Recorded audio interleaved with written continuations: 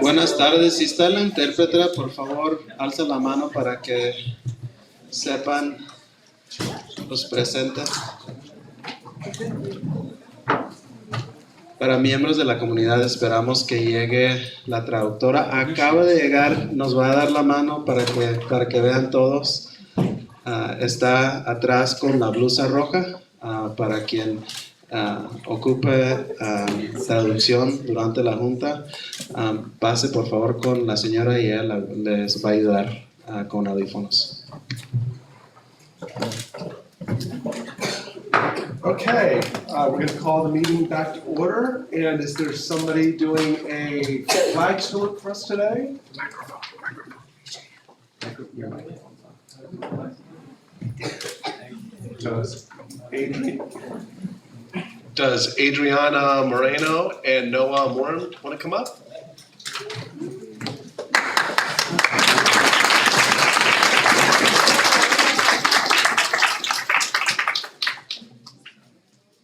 Nuevamente, ay, disculpen. ¿Cómo va esto?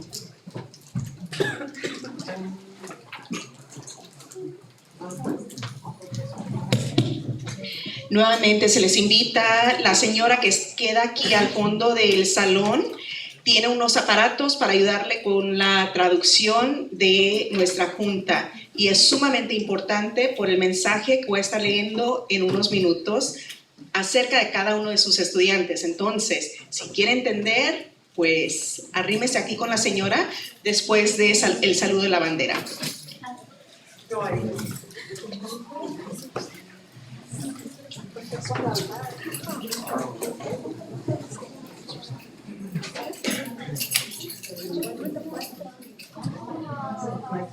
My name is Noel. I'm a fifth grader at Earl Hardin. My name is Adriana Moreno. And I am a fifth grader here at Earl Hardin. Please stand for the flag salute. Place your right hand over your heart. Ready, salute.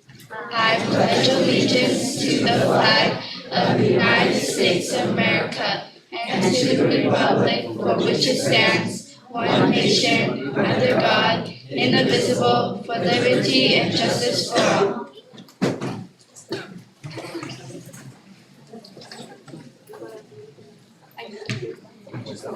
All right.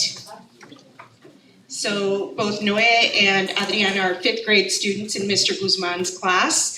And so they were recommended for this job here by their teacher, and they practiced on site for probably a week.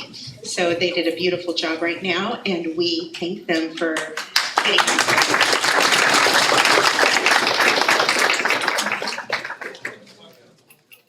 And they're gonna come down. Just got set down. I know. Just started here.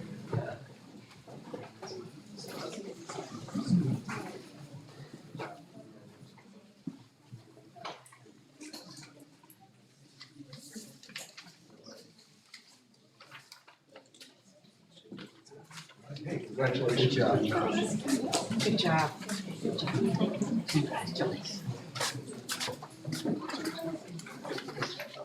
Thank you.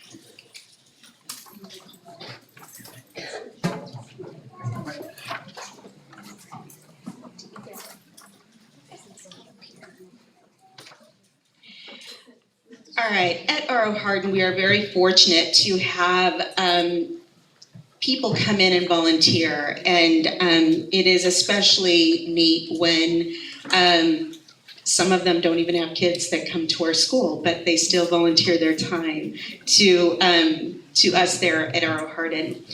So a very special thank you to Mr. Atkinson.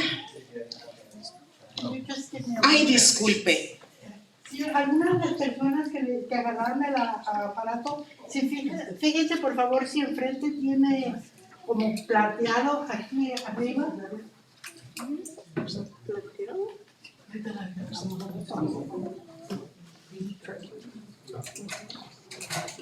Oh, le faltó el aparato de ella. Muy bien.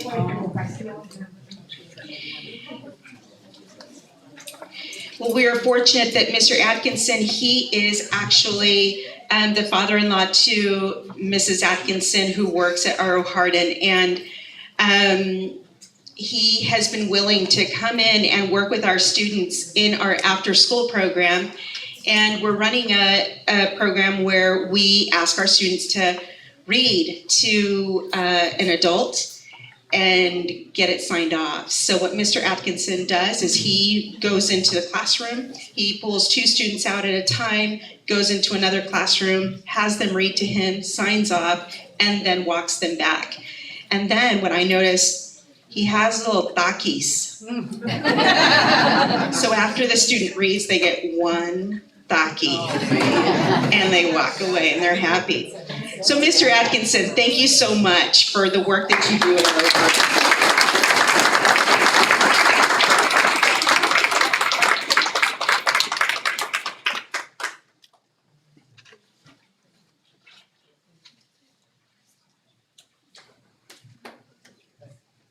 Seriously, thank you very much. Thank you. Good job. That's so great, thank you. So when I started working at R.O. Hardin almost 20 years ago, working on site along with me was Mrs. Pam Little, who she was a 3rd grade teacher at the time. I was a 1st grade teacher at the time, and then we both decided to go in the direction of administration, and so we were on that journey together probably about 15 years ago. And then she was principal over at Serra Vista for a while. And then she now has the luxury of being retired, but not really retired because she does volunteer. And so we are very fortunate that she volunteers in our kinder classrooms and is part of our team for reading instruction. So we get the talents of an experienced teacher at R.O. Hardin, and we are very grateful to have Pam Little join us.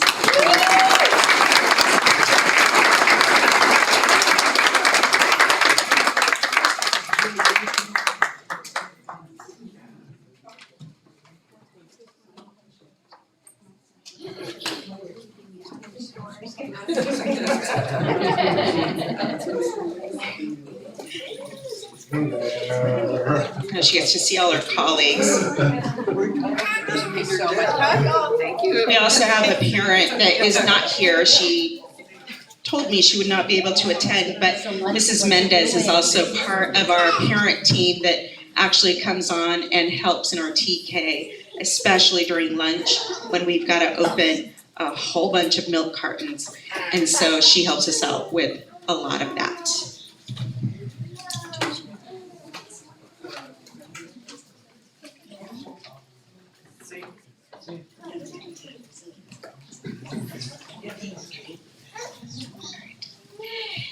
So we have something very special that we have here at R.O. Hardin. We have what we call, what we put together and call a resilience award. And so when Lad Lane had their opportunity to come up and present to their to our board and to their families and staff, I loved it. I loved seeing the energy in the room. And so then I got to thinking, what's at R.O. Hardin? What is truly special about R.O. Hardin? And what is truly special about R.O. Hardin is the resilience that is felt by our students, our staff, and our families. And so what I asked each teacher to do, and they all had a hard time with it, because I said, one student, I want you to choose just one that you feel represents this resilience award. And everybody followed directions except for one. And we let it slide. But truly, it's because we're so proud of our students that, of course, we move forward with this award. So we're going to start with our little TKs. And Ms. Flores is awarding Natalie Castro. Is Natalie Castro here? Natalie comes in with a smile every day. She is always positive on her classmates. My favorite look that she gives is when she realizes that she's learned something. Congratulations. Good job, Missy.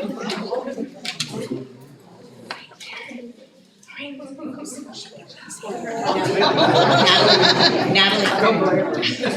Yes, she's on a mission to go and show. Miss Flores is going to.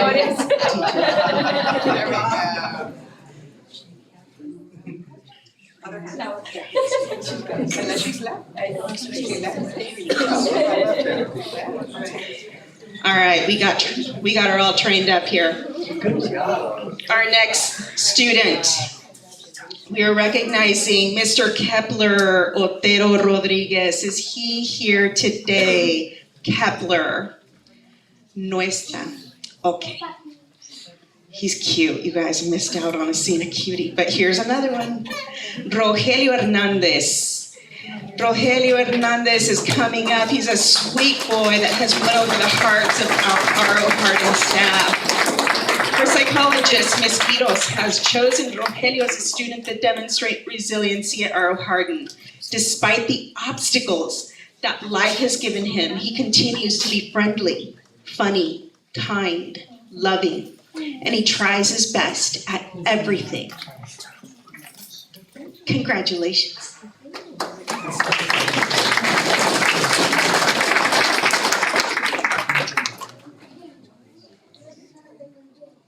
Ethan Mendoza. Ethan Mendoza is a resilient little person. Miss Brannon says Ethan had a really hard time at the beginning of the year. He has spent the better part of his day cried and frustrated sometimes. Now, he knows all of his letter names and sounds. He's well versed in numbers, and he spends most of his day laughing with all his friends. Nice job, Ethan. Good job.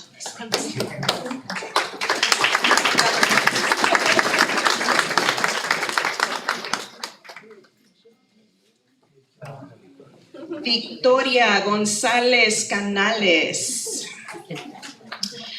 Is she here? Oh, Victoria. She has a great attitude about school. She's always doing her best, be it reading, math, or writing. She is also very kind and considerate. Congratulations, Victoria.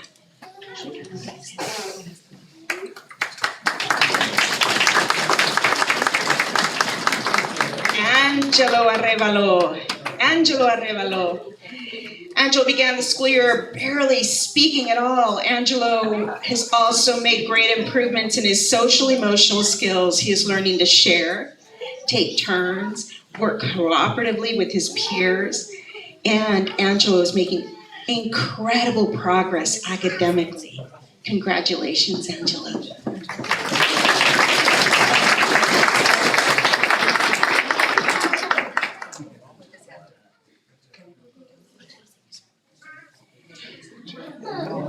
Is Rolando here? Rolando Vargas. Edwin Servin. Edwin is extremely dedicated to excellence. He is dedicated in class, all subjects, and strives to understand the content until he can explain it to his peers. When he feels successful, it fuels his fire for learning. And when he experiences frustration, he approaches the problem as a puzzle to be solved. He takes responsibility for his own learning, and he is a high achiever. Congratulations, Edwin.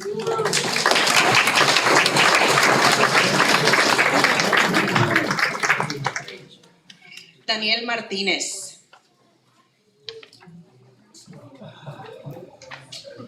De la que se pierde, Daniel. Stephanie Ornelas.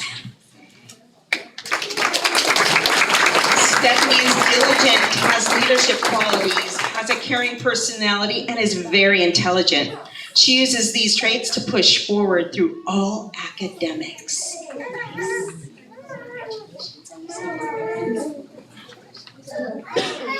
Álvaro Delgado. Great job. Álvaro shows a real passion for learning. For example, we were playing a game matching homophones. The other students looked at it and thought it was too hard, and they began to complain. He spoke up and he told them, "It's a fun game, just try it." His passion was evident.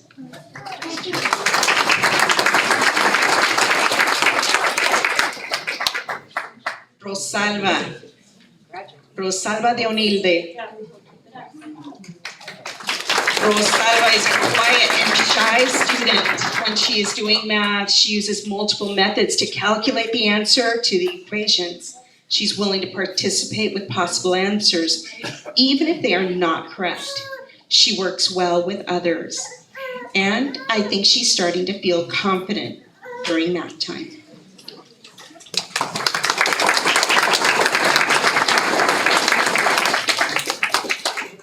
Brandon Ortiz. Brandon is also a student who is extremely determined. He follows directions quickly. He stays engaged and on task. What I love about him is when he makes a mistake, he just shrugs his shoulders, makes a correction, and keeps on going. Good philosophy.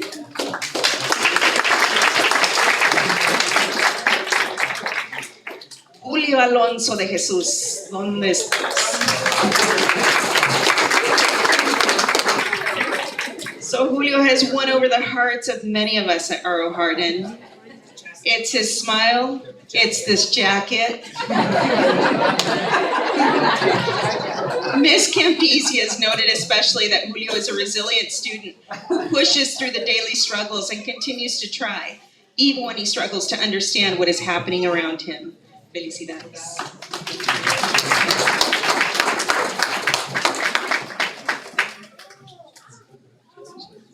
Stephanie Alveranga.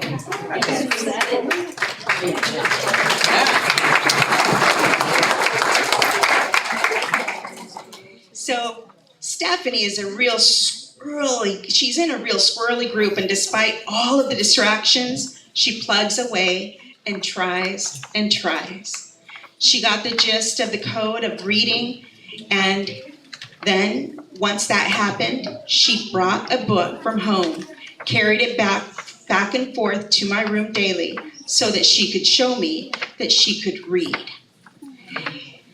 More than just her little PAF books. She was beaming with pride. Miss Garcia.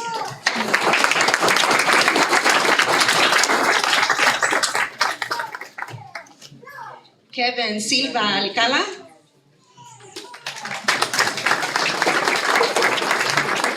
So Kevin, he comes to school every day with a smile. Let's see it. His family speaks Spanish and has been working really hard on becoming bilingual this year, both at home and at school. At home, he has been teaching his mom English, and he is learning so he can communicate his learning. At school, he is like a giant sponge. Congratulations. Iselda de Onilde.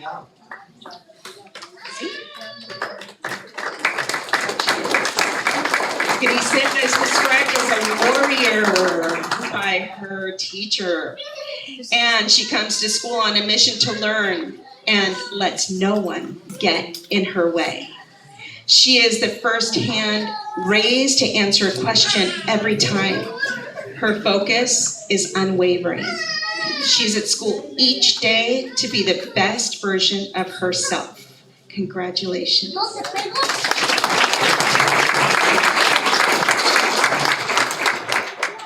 She's got a great handshake too. Yanira Cruz Lopez. Is she here? Yanira, there she is. We had the pleasure of working with Yanira in first grade intervention, says Miss Villegas, long before she became my permanent student. She's always had a positive outlook and motivation to be successful despite some challenges. Not only does her household speak multiple languages, Yanira is part of the deaf community. She can also understand American Sign Language, which helps fill in all the gaps. Watching her growth since we first met is proof that anything is possible.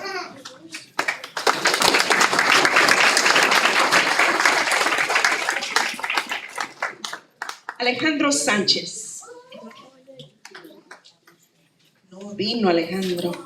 Ok. Brisa Rodríguez.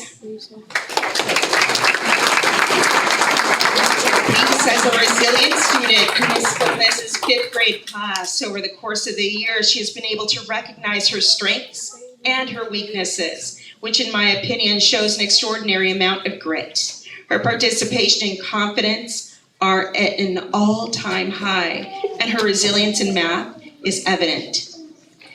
I can always count on her to go the extra mile with anything and everything. Congratulations.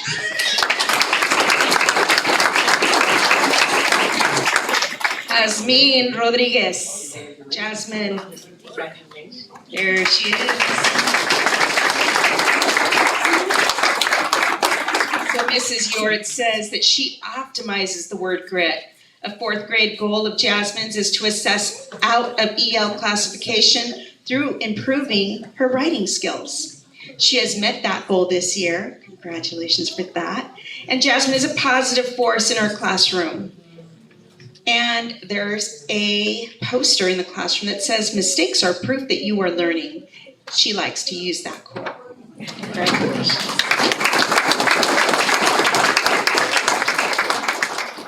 Adriana Moreno Carmona. Adriana. In the beginning of the school year, she stated that she was terrible at reading and math, but said she really wanted to reclassify and would do anything it takes to be successful. Since then, she has blossomed in all subjects, being one of the top academic performers in the classroom. She also demonstrates true leadership on a daily basis, taking the initiative of being a line leader and helping students around her who struggle. This is true representation of our hardened grit and determination.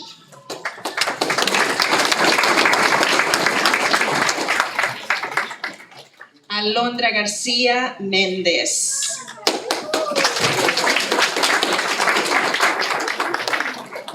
Alondra has her struggles. Nonetheless, she shows up every day and works hard no matter how sad she might feel or how difficult it might be. She gets it done and will always get it done.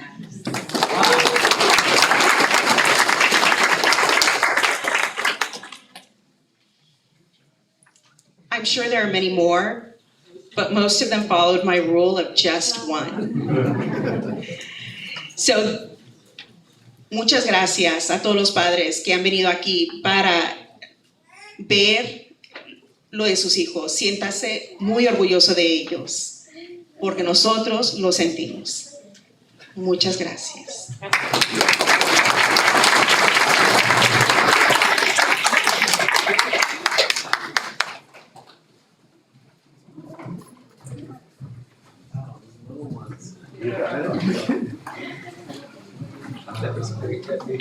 Yeah.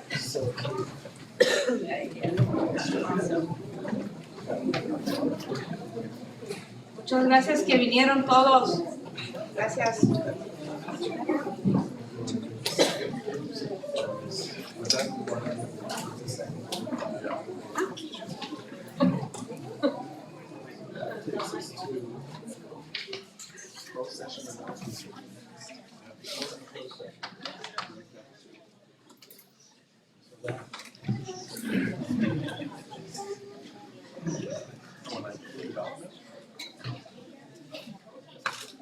I noticed there's a mascot back there. Can we get an applause for the mascot? Yay!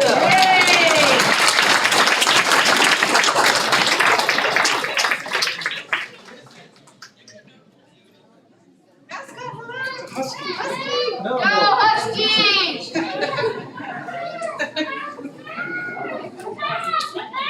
That's so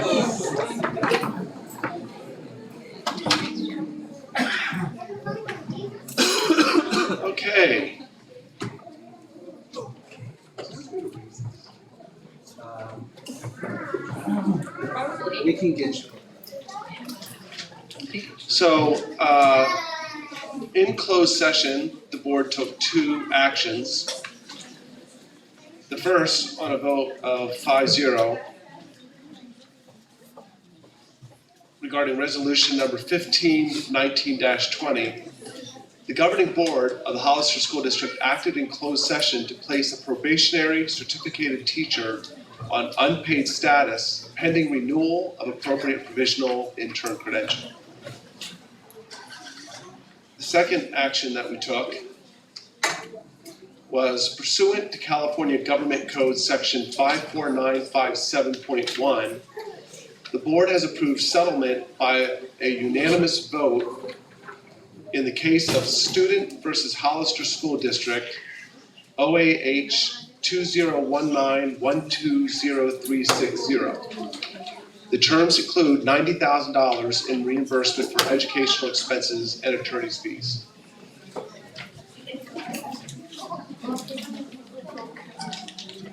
Next action is to approve the agenda. Is there a motion to do so? So moved. Second. All in favor? Aye. Any opposed? 5-0.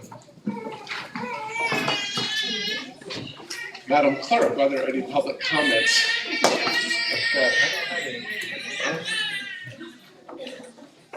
All right, item 10, reports.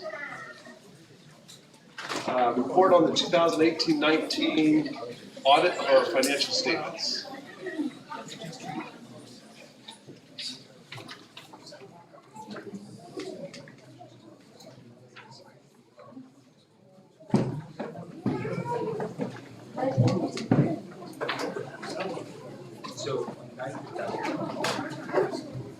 Hi, good evening, members of the board, Superintendent Ochoa. So take a couple of your, is it, okay. Good evening, members of the board, Superintendent Ochoa. I'm just gonna take a couple minutes here to go over our 2018-19 financial audit. So, government regulations require us to have a financial audit every year, and it covers our financial statements for our fiscal year. So in this case, it would be July 1st, 2018 to June 30, 2019. So basically, the purpose of this audit is to sort of make sure that our financial statements, in all material respects, are accurate. So to make sure that they're free of misstatements, to make sure that our internal controls are adequate, and that everything's above board. So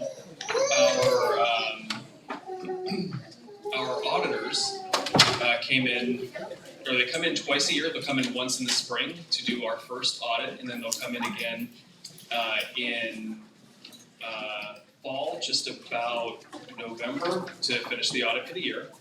They check all of our general ledgers. They check through ASB accounts. They search documentation relating to our internal control procedures to make sure that we're doing everything we're supposed to be doing. So our auditors, there are sort of 4 different opinions that they could give to us. An unqualified opinion is sort of the best opinion, basically saying, hey, everything looks good here. Qualified would be something to the effect of everything looks good except this thing. Adverse is basically saying that everything's completely wrong. And disclaimer is a way of saying that we actually don't have enough information to give any opinion. So this year we did receive an unqualified opinion with absolutely no findings, no adjustments. Everything was totally correct. There were no issues there at all. And so everyone in the business department, everyone in the district will just keep up the hard work. Questions? Any? All right. No, thank you very much. Commend you and your staff, and everybody who's involved. Great job, Thank you. Yeah, really. To have no findings with the district with the budget this size and all the ins and outs, that's quite a feat.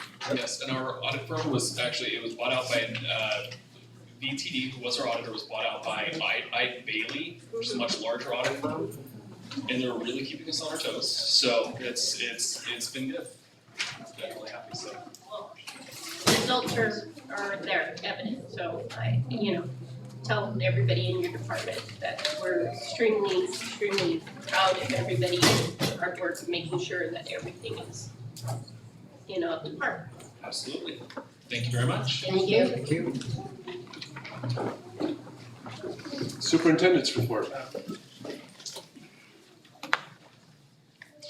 Well, I'm blessed tonight because we just had the most emotional budget report here, audit report, but also the most emotional certificate handout procedure we've had here in my time in the district. That was just really great to see all the children who go to R.O. Hardin here receiving awards. I'm gonna invite our school principal, Lilia Espinosa up. Now is the time. In the agenda, she'll be giving her school report to the school board. But I do want to talk for a couple of minutes about my experiences with Lilia and the work that she has begun to do there in her first year as the principal of the school. So a couple of months into my tenure as the superintendent, we had a vacancy at R.O. Hardin for a principal. And at the time, Lilia Espinosa was working as the district's migrant and EL coordinator. And it didn't take more than a day for her to come and talk to me about the job. And she said, the job that I have now, I love the job. The people that I work with, I love working with. But there's just something in my heart that tells me I have to go work at R.O. Hardin. I really, really hope that this works out for me and that I had the opportunity to become the principal at R.O. Hardin. And I saw then what I continue to see today from Lilia, which is she truly cares about her job there as the principal. And I think when you have a leader that cares about the work that they're doing, and you have people that work with her, then that school is going to make a lot of awesome progress. And so with that, I'll introduce our principal, Lilia Espinosa.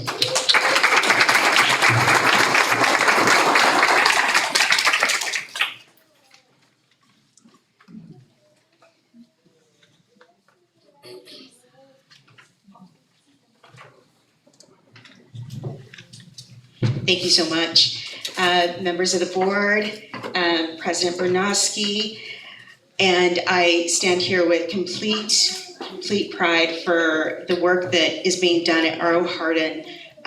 We have a fantastic staff and a superb group of students. We just noticed one of our very special, near and dear to our heart students that just walked in, and I thought, here's my chance. So I want to ask Kepler Otero Rodriguez, who just got here. I want you all to meet him. So Kepler, this student has drive, he has determination, a can-do attitude, despite the many obstacles that he may face. He will not let anyone or anything tell him that he cannot do something. Nothing is going to slow him down or prevent him from being successful in his future.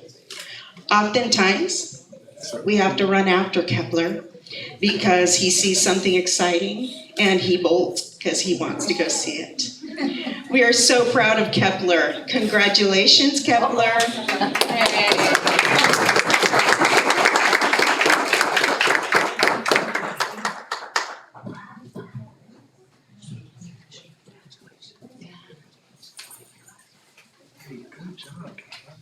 Nice to meet you. There you go. There's the fast and furious we're talking about. Tiny but mighty. Tiny but mighty. All right.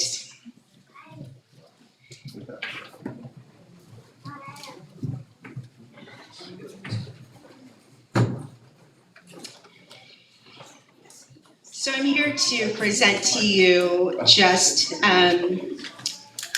where we are and where we're going. And so this is R.O. Hardin's school update, and here we go. So with goal number 1, all students will achieve at their highest level. Here you see the history of R.O. Hardin CASP scores dating back to 2017, and then our last spring scores, 2019. In our English language arts last year, we took a dip from previous years to 29%. Our English learners also took a dip with 19% proficient in English language arts. Our special ed population in English language arts, 11%. And in math, we've got a 19% proficient in our 2019 scores. Our English learners are just below that with 14%. And our special ed, 0.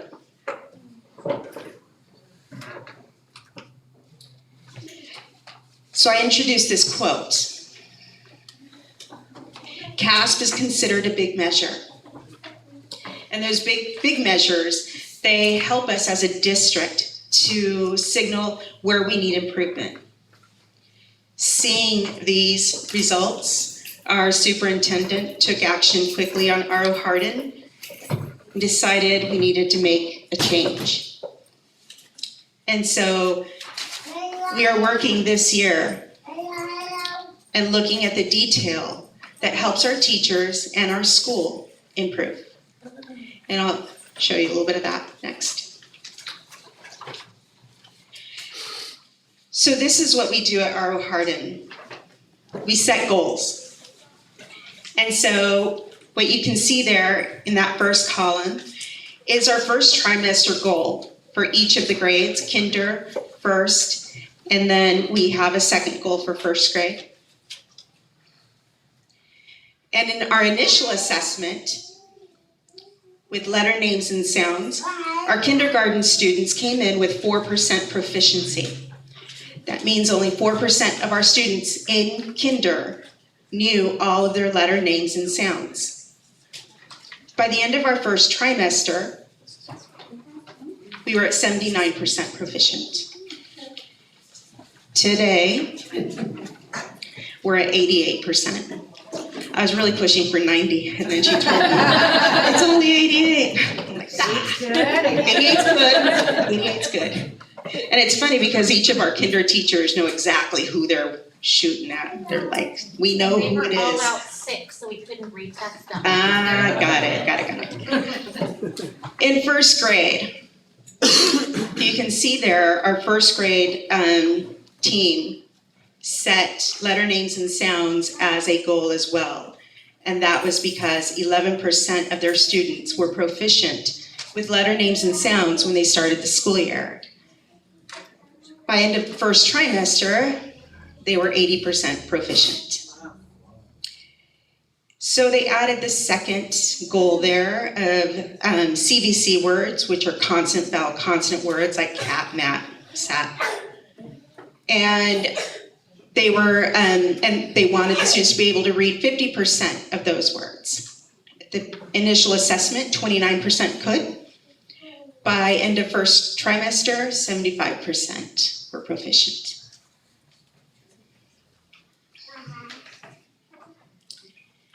Second grade. So second grade, their goal is to have their students reading on grade level. First, in the initial assessment, 8% of their students were proficient with this goal. By end of first trimester, 23% were proficient. There is significant need for intensive intervention at this grade level. So what we use is our system of intervention, which is what we call PAF, and that stands for Preventing Academic Failure. And you'll hear a little bit more about that as we continue. Was this the first year you did this? Yes. In third grade, they too have a goal of having their students reading on grade level. And in the initial assessment, 25% of their students were proficient with this goal. So we took that 25% of students, which is about 22 students, and they took an IAB, which is a mini test put on that the state of California provides to help measure how students are progressing towards standards and single strands. So of that group, 17% were below standard, 70% were near standard, and 13% were above standard. Again, there is significant need for intensive intervention at this grade level. Many of these students are working to read beyond kinder and first grade level. And so those students receive intensive intervention, again, using an Orton-Gillingham strategy, PAF. So our fourth grade, what you see here is we took one of our IABs, numbers and operations in base 10. So the first two columns show math for the same cohort. So they were third graders last year, they're fourth graders this year. And we took the same assessment. So they took the numbers in base 10 assessment for third grade. And then this year they took the assessment numbers in base 10 for fourth grade. And they, if you can see there, 75%, it's a little far for me. So let me turn my page here. Okay, no, sorry, 76% of the students when they were in third grade were below standard on this numbers in base 10.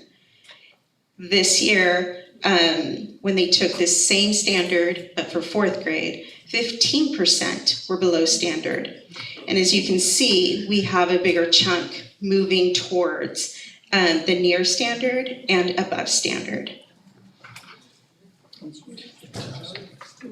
In English language arts, and again, the last two columns there, what you see is last year, so same reading literary texts, and then reading literary texts again, but again, third grade, fourth grade, same cohort.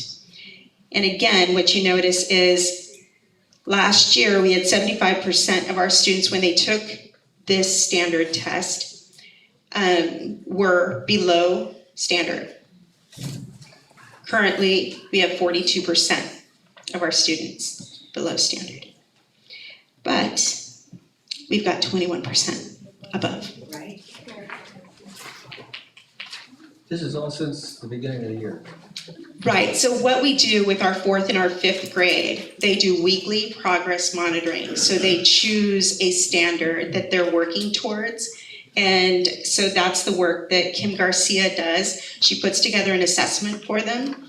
The teacher tells that usually our third, fourth, and fifth grade teachers let her know this is the standard I'm focused on. She builds an assessment, the students take the assessment, and then the teacher decides, do I need to do a reteach or am I ready to go on? So that's kind of the process that they've been using. So in fifth grade,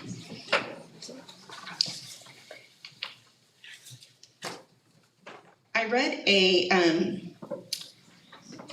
we took a training earlier this school year, and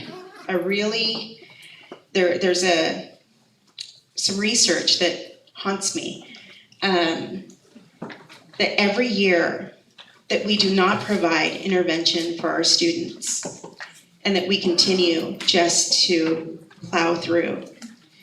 Every year, we lose 25% of an opportunity to move them forward.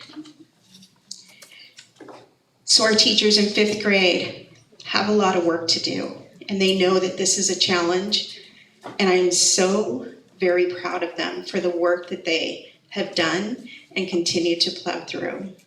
2 of our teachers are new, first and second year, but the energy that they bring to the classroom and the relationships that they bring to their students are phenomenal. In 2018-19 numbers in base 10, 45% were below standard. Currently, we've got 41% below standard.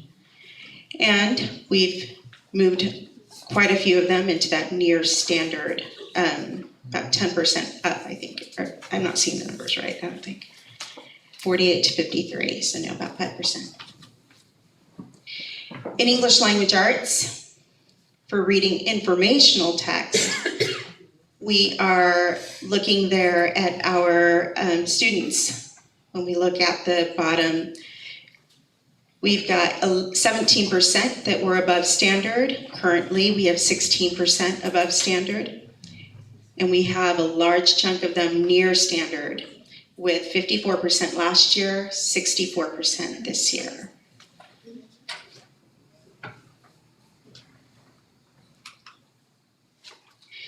So we've had a lot of successes at R.O. Hardin. I feel it every day. So one of the things that we have at R.O. Hardin, and it is beautiful, I love it. I know that our students are in good hands. We have intervention in our kinder and first grade, in English language arts, math, writing, ELD. We have Marianne Zuniga and Nikki Bell running our kinder and first grade interventions. And they are able to push in. It's all push-in intervention, so students do not get pulled out. It's push-in intervention in kinder and first grade, and so they are part of that team, and they're leveled throughout the day. So in second and fifth grade, we also have an intervention team. We have Cynthia Nadi in second and third grade, and Christina Atkinson in fourth and fifth grade. They build on the literacy, so it's the PAF that we're doing there, and ELD. We have offered professional development, and our focus this year has been heavily on early literacy instruction using the Orton-Gillingham strategies. And so we have been very fortunate to dig into that in September. We did a little bit more during our PD day in November, and then again in January. Currently, we're using our staff meeting. We do little bits, 15 minutes each staff meeting, to continue to build on that capacity. Our instructional assistants are also trained and part of the intervention team. They are providing OG-based intervention, so they actually traveled over to Hollister Dual Language Academy and joined their intervention team. And then prior to starting, they were trained by our intervention teachers. And of course, ongoing training by modeling on site. Another success is our progress monitoring system. Our next steps. We need to deepen our implementation of our initiatives. We took the direction of going with Orton-Gillingham. Our special ed department also went and they got their staff trained with Orton-Gillingham strategies. And so what this has done is when our instruction is going on in our classrooms, in all of our classrooms, TK, all the way up through fifth grade, and we're doing our reading intervention, I'm able to walk into our SDC class. I'm able to walk into our RSP class. And I see the same types of strategies that the teachers are using with our gen ed students as with our special ed students, because it works. If it works for our special ed students, it works for our gen ed students. So we want to continue to build on that. Currently, we are working hard with our migrant program to provide extended reading intervention after school for our migrant population. Again, using our Orton-Gillingham strategies and our PAF curriculum. Now, having come from migrant, I spoke to Patricia and said, hey, this is what we want to do. We never have enough time in the day to get everything we want with our students. Give me the opportunity to do this for migrant.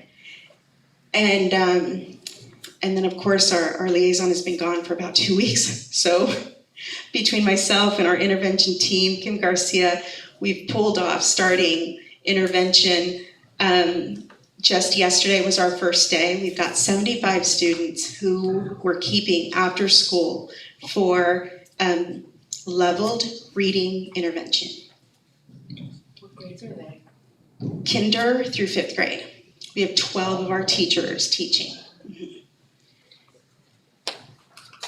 Before you move on, would you then, it seems to me like these programs that have been implemented since the beginning of the year, you're happy with, and it seems to show you the success.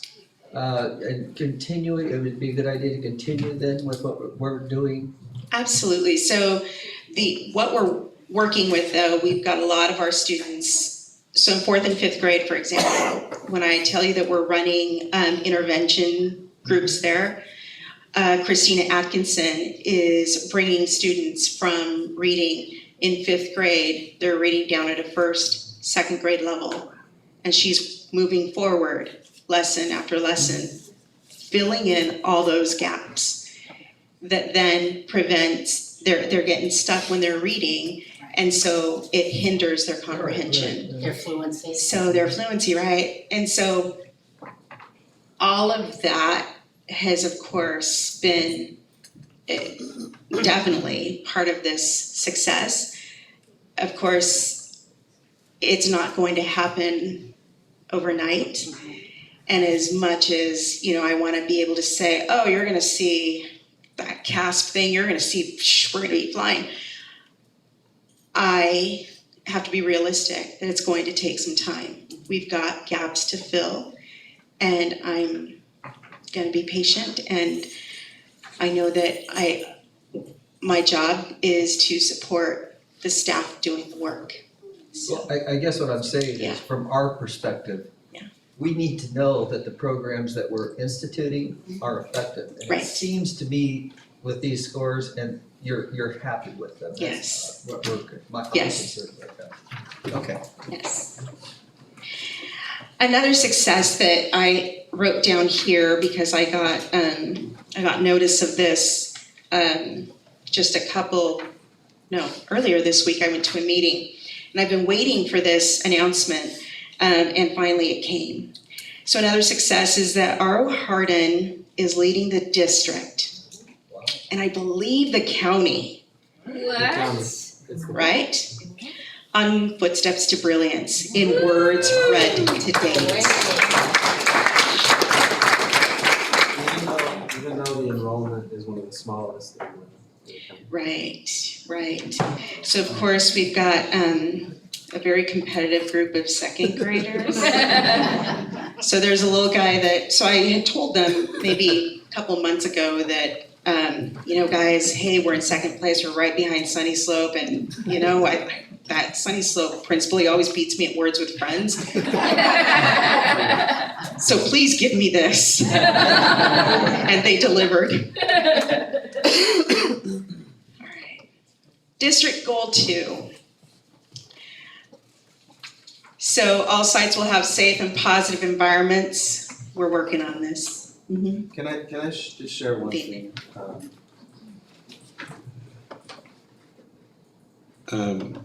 Board Member Kane, you mentioned and you brought up the obvious question that a lot of us on the dais are having, which is, you look at the results that Mrs. Espinosa is showing us, and you get excited, you feel a positive momentum happening.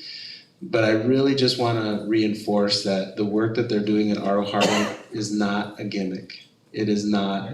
it's not a program to make a test score go up 3% or 5% or 6%. What the teachers, the intervention teachers, Mrs. Garcia, Mrs. Espinosa, Mrs. Vallejo, what all the staff at that school are doing is they're putting time in to talk to each other about how students learn and about what students should be taught.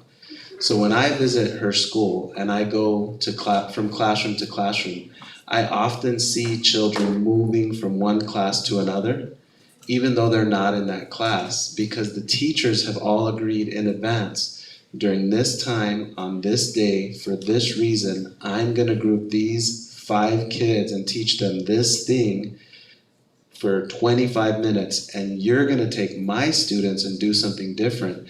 And the 8 in your class is gonna do this, and the 8 in my class is gonna do this. So it's all very highly choreographed and very dependent on them being willing to talk to each other and learn from each other and respect each other. And I think it's an example of the kind of long-term plan that she and her team have put in place, and it's really great to see, because I can look parents in the eye from the R.O. Harding community and say, your children are getting a great education this year, and it is not about making a test score go up 1 or 2%. I have one question to follow up that I wanted to ask when Mr. Kane. Do we have everything in place that you need? Do we have enough aides and, to make these pull-out programs work? Since you're asking. Sorry. So that's, as we've, this has been our first year of, getting our feet wet and going in this direction. And for being the first year of getting your feet wet, we jumped into the puddle and we're splashing around. And you know what, I did have a couple of teachers where I'm like, let's do it, let's go. And then there are a couple of teachers that said, hang on. If you want this to work, slow down, let us catch up, let us get through it. And, and then I thought, like I said, I want to be able to see, I know that our students can, I know that they can. And so the staff knows that they can too, but they also know that in order to do things right, we need to take the time to really slow down and make sure that we're getting it right. And so I truly respect that opportunity to, hold your horses, Lilia, and we're gonna get it done. But, so I guess do we have everything? No, we've got some missing pieces, but I know that we're going to reevaluate what is it that we have right now that's working, and then what else do we need? Yeah, well, just because we're putting the LCAP together, so we need to make sure that you keep that in mind, what the school sites are gonna need with the LCAP. Absolutely. So with this part here, capturing kids' heart implementation, 100%. And I asked myself, well, what does that mean exactly? Because I think, can R.O. Harding capture a kid's heart? And I loved 100% because I thought, how do I measure that? Do our students love their teachers? They do. They do. And so that gave me the confidence to leave that 100% right there, because that a student will learn from a teacher that they love and respect. Our suspension rate right now to date, we're at 0, although sometimes it's tempting. We're at 0. Right, Ms. Vallejo?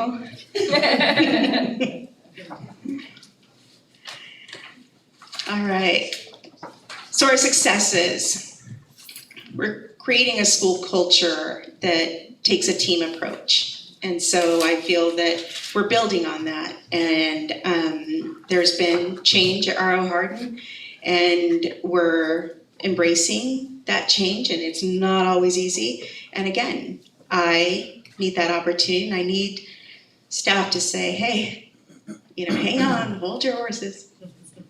It's a team approach. We will continue to implement Capturing Kids' Hearts.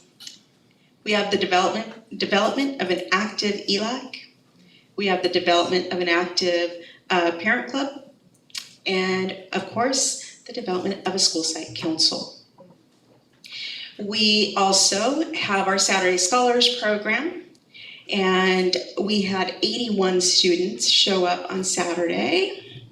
And so we're very proud of that. And then something really neat, starting this evening today, we have ESL classes on site hosted by Gavilan College for our families. Excellent. Yeah. So our next steps. We need to provide parent workshops focused on early literacy for our families. So while we're sitting here doing the tapping with the students and working on letter names and sounds and CVC words and reading fluency, we also need to be able to bring our parents in and make them part of this team. We also need fundraising goals for students and families to support field trips, assemblies, and extended student activities. Currently, all of this is supported by our site funds, meaning our site funds, of course, we're still balanced, Gabe.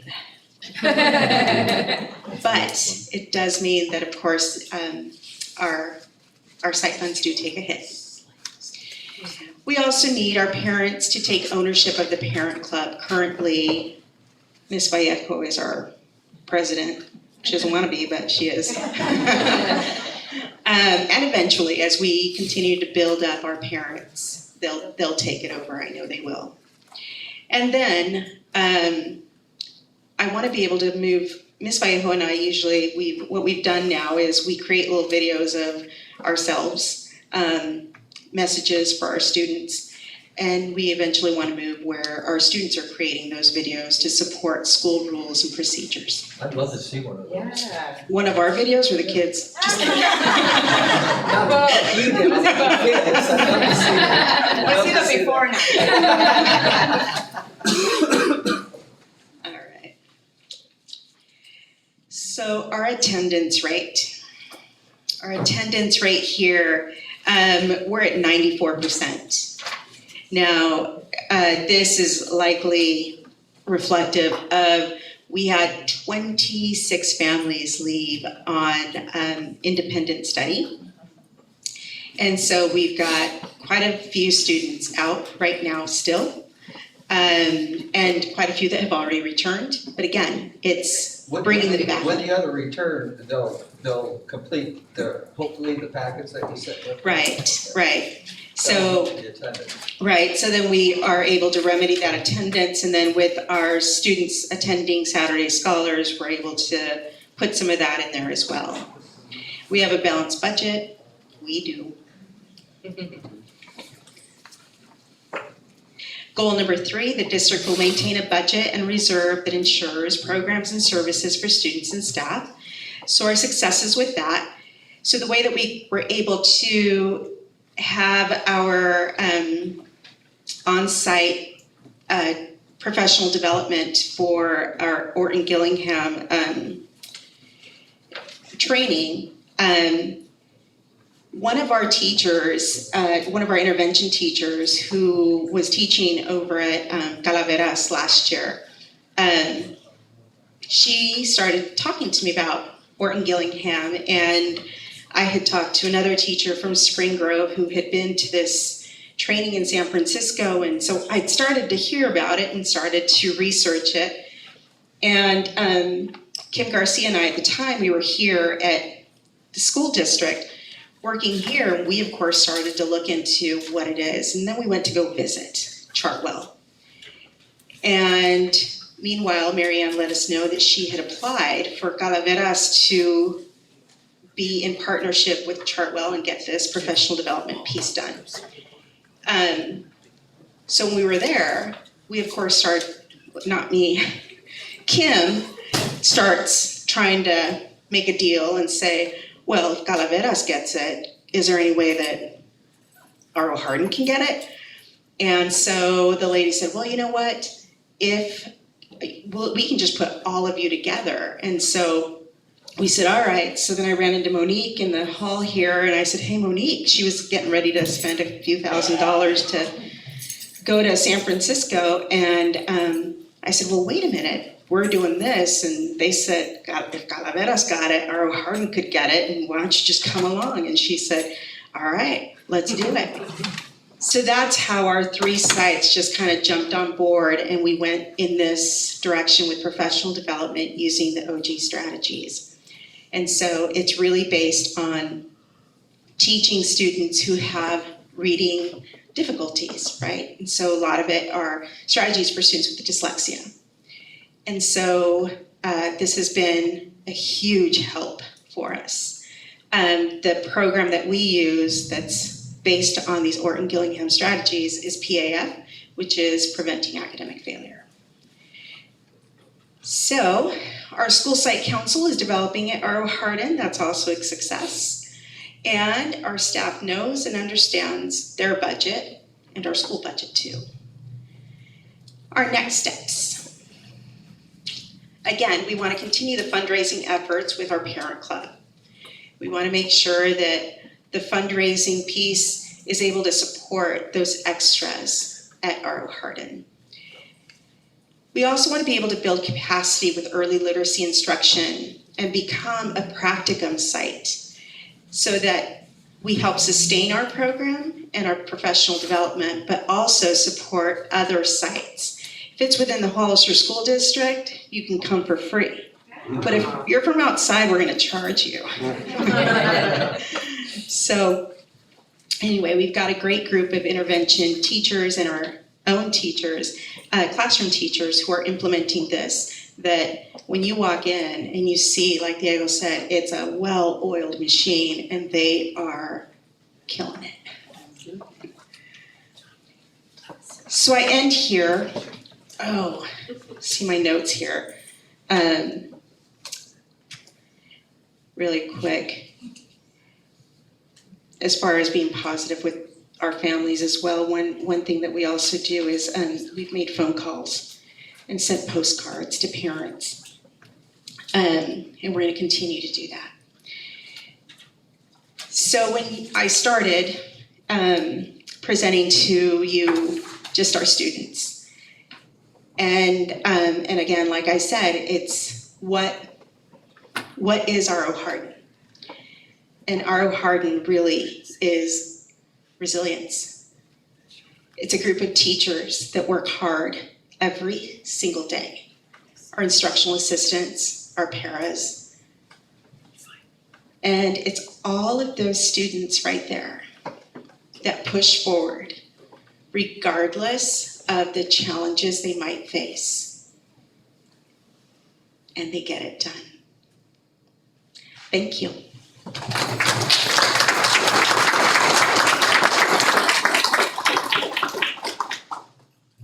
have a question. Because you were saying one of the successes was your intervention in your K1 for EL math, right, and ELD. Out of those K1, do you happen to know how many of those students participated in the TK programs we have? So of our TK students, last year, I believe we had, 20, Ms. Flores, I don't know if she's still here, we usually have, I think we had 26, 28 students in TK last year. Of that group of students, we lost about 12 of them to HPS. And some of them to, I don't think very many, maybe just a couple to HDLA. And then the rest are with us. So that's a conversation we're having on site right now. What do we do to keep our students here? Mm-hmm. I had a question as well as far as the fundraising goes. I know you're really the smallest school. How hard is that? That must be very difficult to fundraise. To fundraise? Yeah, I'm wondering what you do or Do you need help or? Yeah, come on it down. It doesn't He's seem, retired too. it doesn't seem fair to me that you're with the same, on the same basis of the other schools. It's, so right now in our, we started with about 1,300 in our parent club bank account. And we had our first parent club meeting, and 2 of our instructional assistants and one of our teachers, they actually have students on site. And so they joined, and because we're like, please come, please make sure you come. And they did, of course. They were gonna come anyway. But again, because it's tough to do the work during the day and then do more of the work after hours to, do this sort of thing. We told them, we'll do whatever we can, just stick with us, let's do this. And so probably in about, 3 days, one of our teachers said, you know what? During this winter program, we're gonna set up this thing borrowed from Calaveras, the Santa little outfit, and the Mrs. Claus, she got a couple of friends to come over and dress up. Just like that, 1,500 for charging to take pictures with Santa. And so, and it's through things like that. Right now, we don't have a 501c3 status piece. We need to apply for that. And of course, we need parents to kind of take that initiative and go through that application process. Gabe did offer to, of course, help us and help take us through that. Which, we'll likely ask them to get us started. But we'll, of course, move in that direction, because if we can do things like Panda Express, and you've got 15% or 20%, and just inviting families to go and eat out for the evening to places like Panda Express, Mountain Mike, something like that. That's what we're hoping to kind of do right now for fundraising. Yeah. That's a discussion that's gone on in Parent Club. Because I know some years back we designated Calaveras and Oro Hardin as priority schools. So as the evolution of that, to now we have in place, what does that mean in real essence of providing additional support? Is it financial? Is it, staff? What do we, because everything equates to financial at the end of the day. Right. But, in that commitment that we made, some years back to both of these sites, what does that mean now? So the example that I would use, given the presentation that Mrs. Espinosa gave us tonight, is that the typical or the average K-5 school in the district would have 1 intervention teacher. And so Oro Hardin has 4 intervention teachers. And so that's an example of the way that we currently have in place the kind of additional support directed toward making academic gains. Right. Essentially is where we've done that. In addition to increased aid support at Oro Hardin that isn't available at Cerro Vista or Lad Lane or some of the other schools in the district. But I think what is also important is that these extracurricular activities, these field trips, they're very important to the development of students, and there's nothing to preclude the district from setting monies aside for extracurricular activities. And it's an allowable expense. It's a valid expense. We haven't done it up to this point, but we're in an LCAP process now to start talking about these very things. But there's an equity issue here. Yeah, So I that's think what I that- think. I think that, first of all, great work, Oro Hardin, and, Gracias. everyone, the staff, the parents, your work. And so I think, we do need to look at if there was funds. I wasn't, of course, some of us are new to this. And so if there is a way to give, specifically looking at Calaveras and Oro Hardin, because these are the schools where we haven't done a good job with, I think, as a district over the years.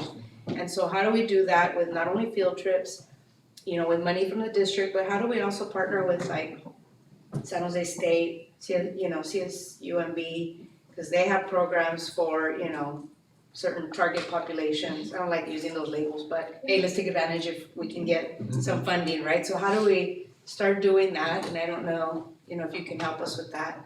But I think many of us here on the board would be really committed to looking at how to help the students in those two particular schools, because we've neglected. Well, I just think, and I'm coming here as a retired teacher and as a Grammy, and I just think that we need to give, and I don't care where the child goes, that if you're in 4th grade, and I don't care where you go, you should be able to go to that field trip that, we make 4th grade a certain field trip.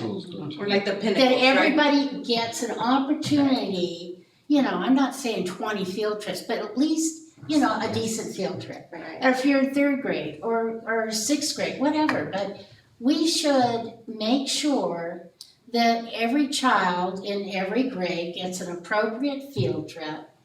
And I just think this is, because it opens the whole worldview. And that and then when we do that, it opens up their comprehension, because when they're reading, they know what they've seen. I could go on and on.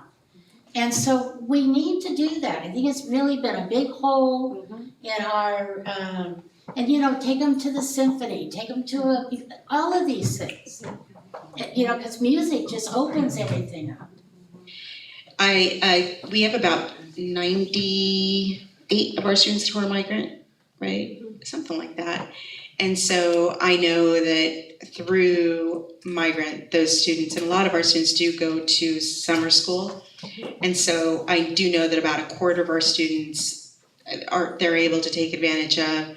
The whole migrant summer school program that our district runs is phenomenal. Christina Atkinson puts together just a beautiful program with educational field trips that yes, I would love to be able to bring that into the regular school year, because you're right, it is key to developing vocabulary, then extending life experiences that you're able to then connect to learning in the classroom, for sure. Mrs. Espinoza, Yes, Mr. Brunatsky. I have to tell you, this is the best report I've ever received. This is a report that we could publish on Bonito Lake, and the public would actually understand it, because here's where we started, and here's where we are, and here's how we're going to do better. And I don't know you. I don't know that I've ever met you other than to shake your hand, but I'm just sitting here and going, I could see you becoming a California Distinguished School if you keep doing what you're doing. So Thank you.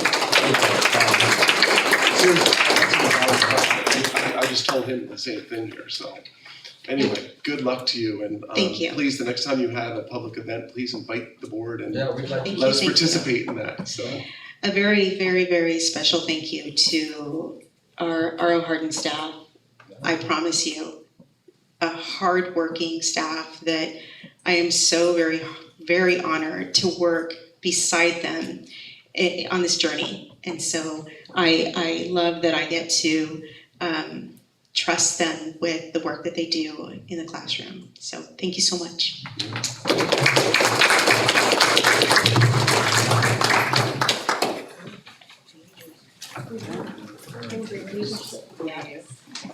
all right, Aaron, you need to follow up on that. Come on, Aaron. You just said it's the best report. It's a tough act to follow. Good evening, members of the board. Board President Bernosky, Superintendent Ochoa, hope all are well. So I'm going to take this opportunity now to share with you our facilities needs report for Calavera School and Accelerated Achievement Academy. I want to take this opportunity also to thank both of our principals, Scott and Ken, for taking the time to, allow Superintendent Ochoa and I to come and sit with them and talk with them and chat about some of the needs of their facility. So that's what it did take, and it took for both myself and Superintendent Ochoa to walk the facility ourselves to get a firsthand look at what the needs are there for ourselves. So I'll go ahead and start. Here's the final clicker. There we go. Calaveras School and Accelerated Achievement Academy Facilities Needs Report. So it's broken down into priority, cost, and description, just like the previous one I gave last month. Of course, number one priority is going to be the 2 new portable classrooms. Cost is shown there. 2 classrooms, that's a complete install. We came up with gymnasium, MPR, multi-purpose room. for that school. No, not Number 2?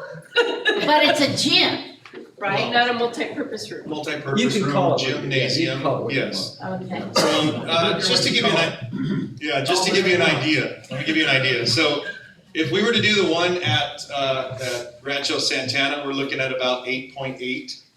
Uh-huh, So we think we could probably get this done for between 5 and 6 million but, with a gymnasium. Wow. Complete ground up construction. Number 3, playground improvement. Remove the tire bits, the ground resurfacing, and the foam surface install. Number 4 here, we got a digital marquee. I know that's something that Scott mentioned, right? Yeah. Digital marquee, contractor complete install. Lunch area fence removal at number 5 there. Number 6, trash enclosure relocation. No, that needs to be up here. Complete construction, new trash enclosure. Yeah. Put it down. Number 7 priority here is the paint exterior conduit and all the detailing that constitutes doing that. Classroom D1 through D9, new paint and carpet. Chairs and tables, new chairs and tables ordered and delivered. Number 10, remove current bell system and add tack board there. That's the demo of the outdated bell system that's installed in their office there. Casework improvement and a new layout configuration of the office there as well. Detailed painting improvements, detailed painting and decorative wood slats, all in the main office. So all of this whole page has to do with their main office there at Calaveras.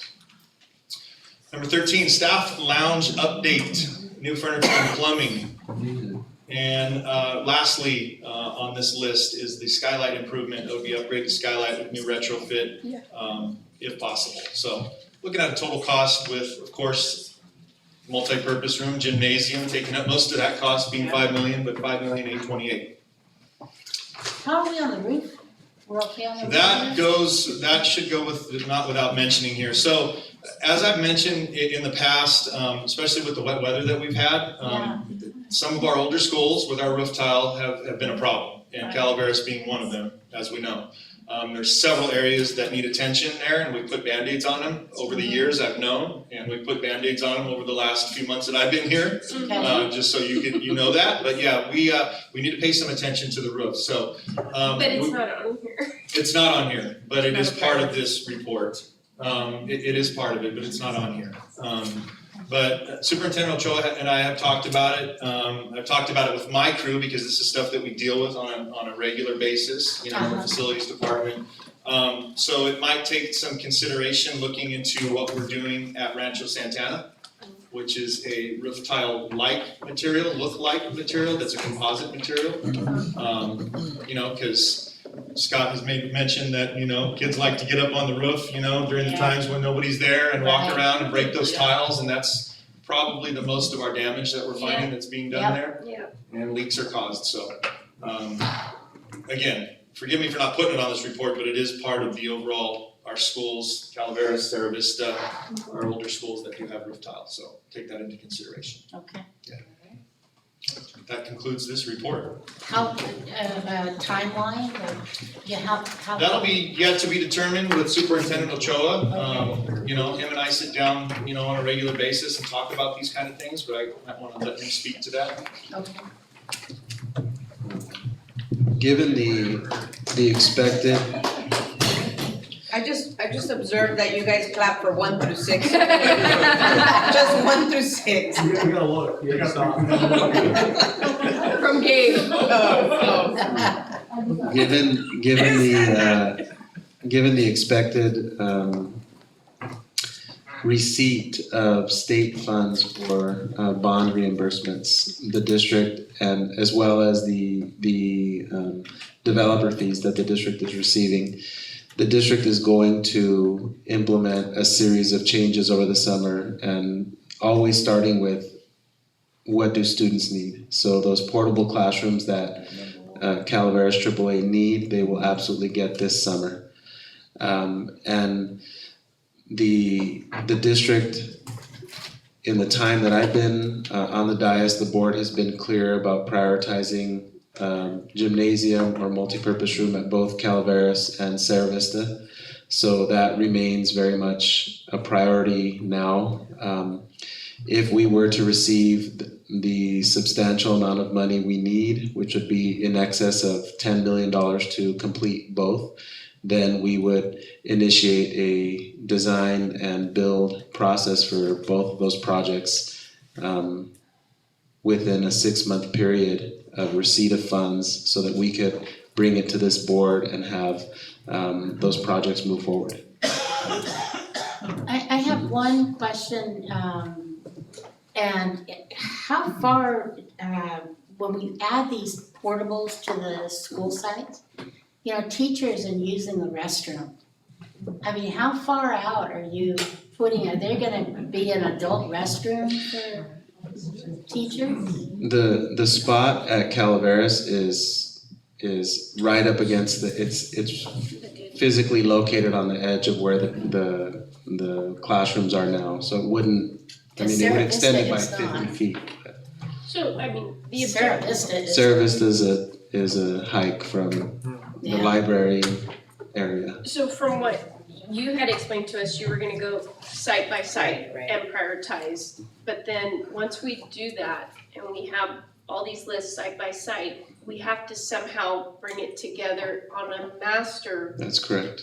list and schedule and figure out time frame by time frame what it is we can attack year after year That and is budget that way, so that we can really start checking things off and not just, like he's saying, Band-Aid things that we just can't continue to do. Right. It's gonna cost us more in the long run and be more damaging to our facilities with termite and everything else, because we're just not doing the maintenance that we need to do and upkeep in general basis, like we would our own homes.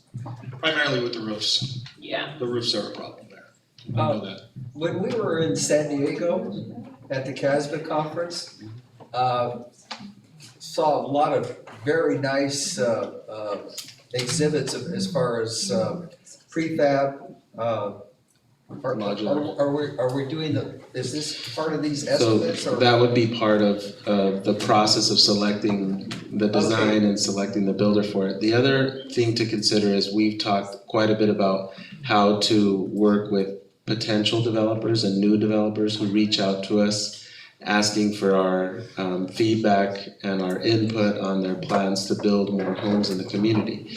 And something that we discussed at a prior board meeting, but I want to bring up again, is the practice that we have in our district of passing school bond measures, which require 55% of the public, the voting public, to approve, and then the cost is spread among all of the residents in the community. So you may have a large development of homes being built in one area, and you may have a school bond that's passed, but every resident is paying for the school bond. And so one of the ideas that we've begun to discuss and will continue to bring back to the board for your approval at a future date is the idea of establishing special tax districts specifically for new residential areas that may present themselves in the future. So the idea there is to say, if you're going to build 962 homes, then those 962 homes bear the burden of having a special tax directed to the school district for the educational needs of the children who are going to accompany the 962 homes, as an example. It's a common phrase referred to as Melrose. And so that's something that we're looking at. It's something we're gonna continue to do more research. Because I think what that does is it creates a direct benefit to the new homeowner and a direct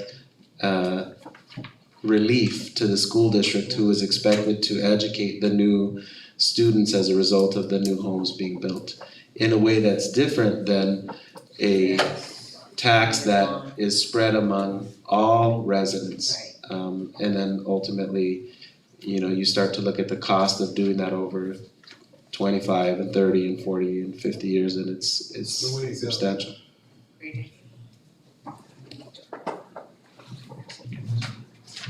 So moving on. We are building a new school in Hollister. And that school is called Rancho Santana School. News to us. So I have an update here for you for the Rancho Santana School, the progress of this school. And I'm gonna jump right into it. I must let everybody know that with all of our weather challenges, especially it being a very wet December for us with the holidays and everything, we are actually on schedule. Wow. Yeah, believe it or not, we are on schedule. Yes, clap. Yep. We have buildings coming up. Really? Yes.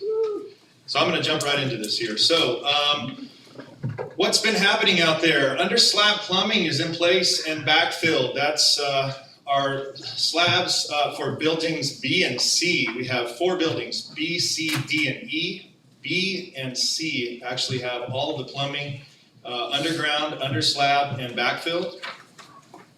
Concrete pump truck was mobilized. That's that big boom truck that was pumping in all the concrete there. You can see all the footings with all the rebar. That's all the structural element of these slabs. So a ton of concrete. Must let everybody know here, anybody who knows construction would understand this, but there was a total of 250 yards that were poured in these 2 slabs, which is an amazing amount of concrete. Yeah. So we got the footings there. Perimeter footing inspection. There's our DSA inspector walking there with his back turned towards us, looking at all of our inspections. He does daily inspections. He's on site daily. So this site is inspected through and through, believe it or not. So you can see that perimeter footing inspection of rebar and concrete after it's poured. Granular fill that's put in, that's all of our crushed base rock that goes in prior to the vapor barrier that goes over. So you see that process taking place there. So the granular fill is put in place prior to that vapor barrier install. And then comes the vapor barrier that goes over that granular fill, and then the rebar install. So quite a process. Anybody who's ever seen it, it's pretty amazing to see it all done and how it all comes together. Rebar install prior to concrete pour. So you see the gentleman there tying in rebar and plumbing sticking up out of the ground there. These slabs are quite huge if you've gone out there and actually looked at them. Got some drone pictures here. Drone pictures overhead of the actual vapor barrier that's there. You see both buildings B and C designated with those yellow vapor barriers, and just to the south of those is where buildings D and E are going to be located in that kind of horseshoe form there. See the spoils pit just to the west of those vapor barrier slab locations there. Concrete pumping and pouring, all that concrete, 250 total yards. Here's another drone picture of buildings B and C, the concrete slabs that have been poured. You can see our winterization of building E there, where they covered it up, so it didn't get too wet and there wasn't too much moisture on it. All of the work trailers have been mobilized. You see the spoils pit to the west of the project there. So pretty cool picture to the right there. Yeah. Looking towards Hollister, I guess, Gilroy, northwest. Here we have a southwest view of the school site, buildings B and C, slabs on grade. So a little bit lower altitude, gives you kind of a better picture of what's going on there. 2 weeks from now, it's going to look completely different than what you're seeing here. You'll actually see buildings erected there on B and C. So it's happening now. They have about 6 sections of that building already erected. They have columns up. Yeah, it's a pretty magnificent scene. If you go out there and you look on Santana Ranch Drive where all of the steel is actually staged, it's some huge chunks of steel that are out there. So pretty amazing. Then here, I have a little treat for everyone, if I can get it started here. Let's see if I can get it going. Possibly. Ooh, nice. Thank you. drone shot of the site. I'll show you kind of an overall picture of what's been going on out there. So you got the 2 slabs that are poured there.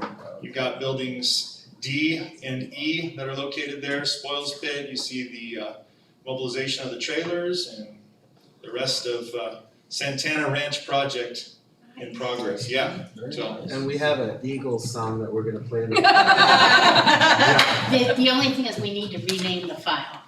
Yes, Because you have, Rancho Santana. Rancho Santana. right, because it's on the YouTube, Oh, it's showing up as Santana Ranch. right, so we Yes. need to It rename needs the to be file. Rancho Good Santana, catch. yes, Yeah, but Yes. because, the homeowners around there. absolutely, we'll make that correction.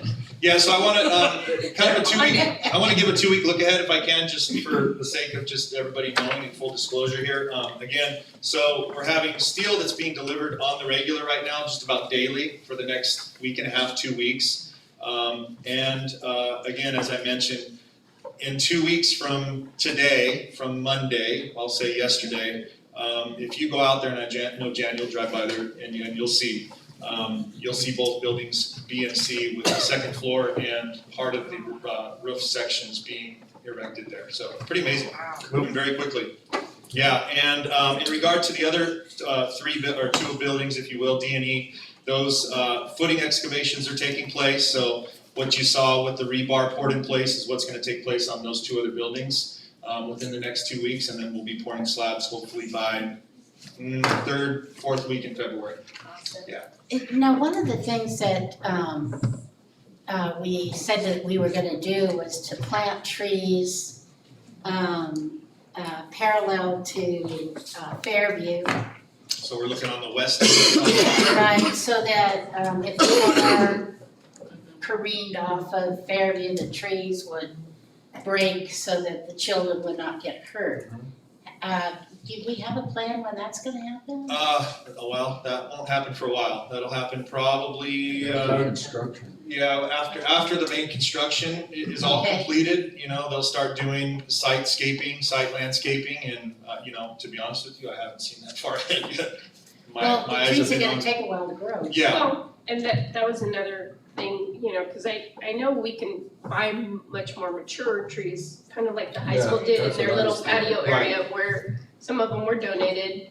That's I mean, we pricey. But, again, it's all part of the scheme of things where you could, even as a family, maybe if we did it creatively, you could say, a family could say, well, I wanna donate, I wanna put a tree in our name, For the school. for the school. So, I mean, just thinking and being able Saplings would take to years to get get up. bigger, more mature trees, but, in that thought process of absolutely. dedicating. Definitely something to consider. Yeah. Anybody know any nursery owners? Not personally. I have a question, and I don't know Possibly. if you know this, but what happened to the supposed park next, that? Yeah, so the park is directly to the north. That's the 6-acre county park that's there. Yeah, that's basically just sitting in wait. Yeah, it's been graded and it's in a state, that's property that is still owned by Anderson Homes. So we've got it in a state where they have basically taken over control of their land and. I know that they control it, I was just curious if we knew, cause I don't follow, what they're doing with the county, but I'm just curious if there was any, There's been no movement. no movement, okay, just curious, thank you. Thank you. Thank you. What you guys know, I bring home a lot of stuff and it never makes our house, like no pictures, no artwork or whatever. But the shovel, the hard hat, are still in our little cubby in the kitchen and my wife has not moved it, so. Sweet. Okay. Yeah, all my nieces and nephews have played with that. All right, Thank you, Erin. Thank you, Erin. So our next action item is the consent items. Can I have a motion to approve them? I'll make a motion that we approve the consent items. Do we have to know? 11:08. No, well, they're all, we I did a can, blanket. can I just say the consent items? Yep. Yeah. Unless And Second. second. All in favor? I, Aye. Aye. All opposed? 5-0. So, so item Well,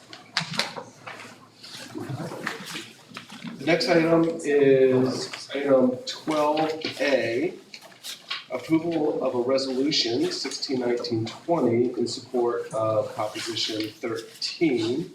It's recommended that the board approve Resolution 161920 in the matter of support of protection of, in the matter of support of Proposition 13, Public Preschool K through 12 and College Health and Safety Bond Act of 2020.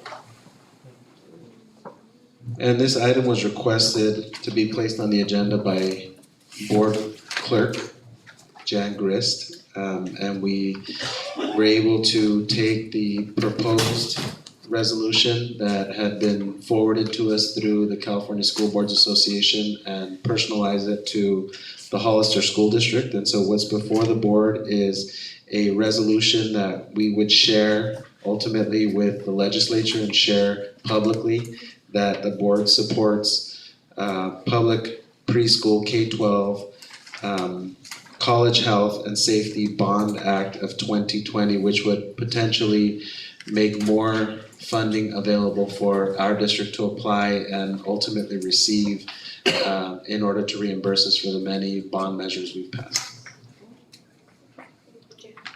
Yeah. Thank you. It's for earthquake, technology,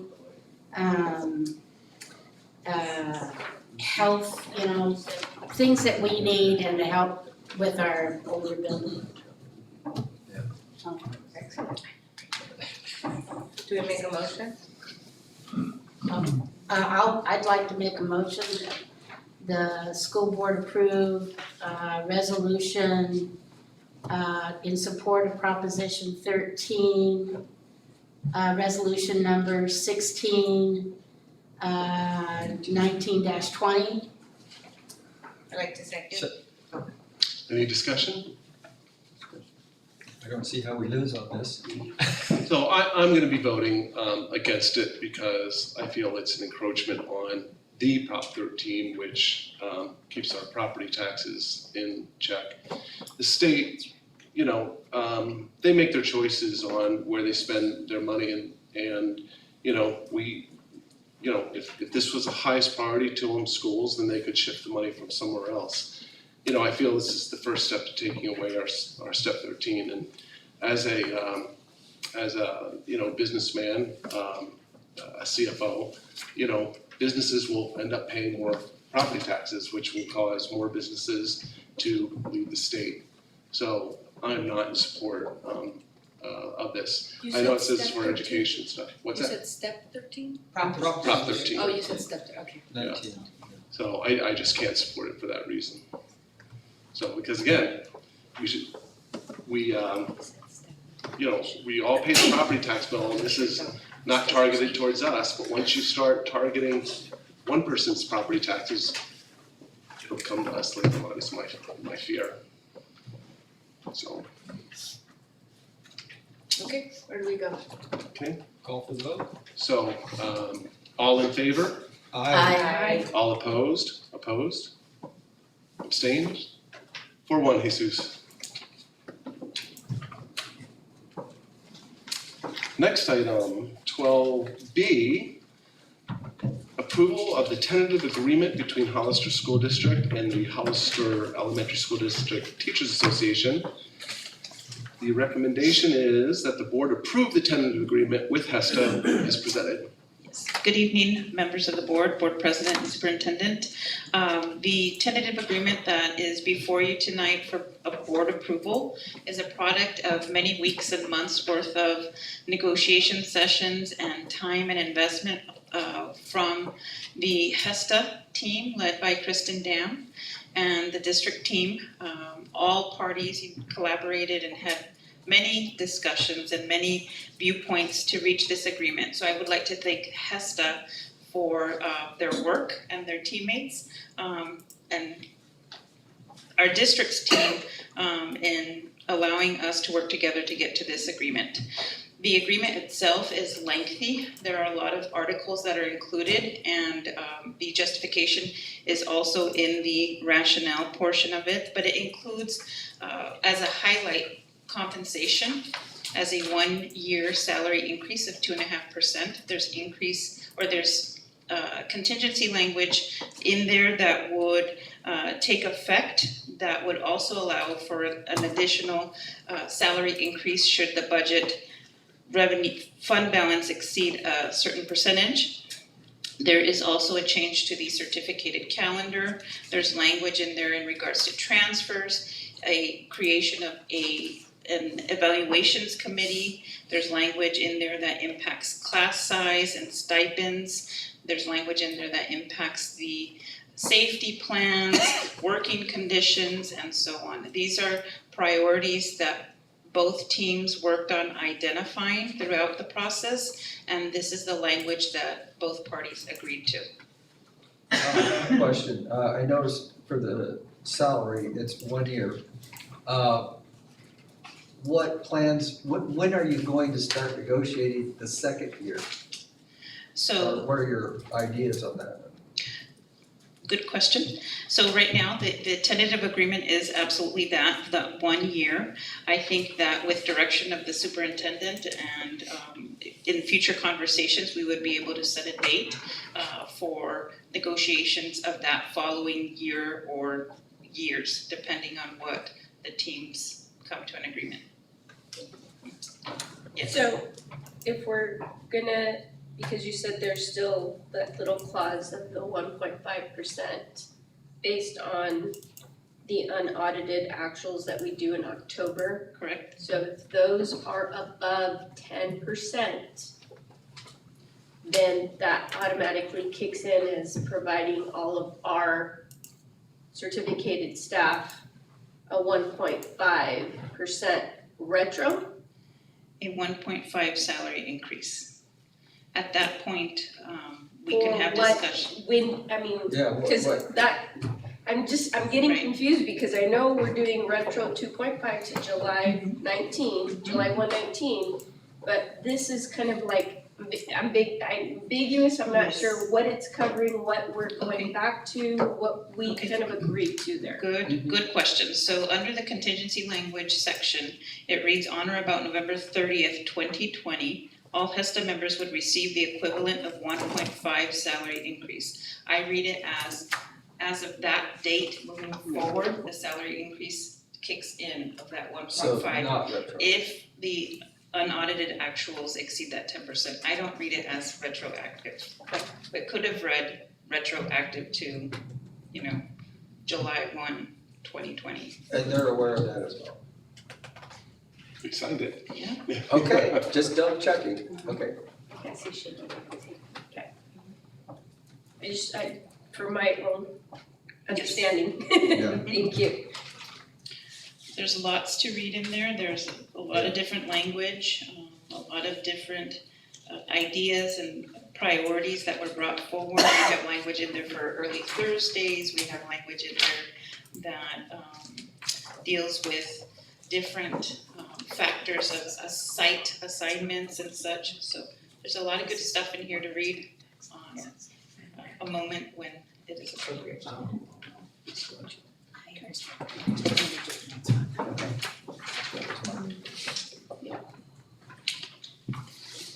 Any other questions?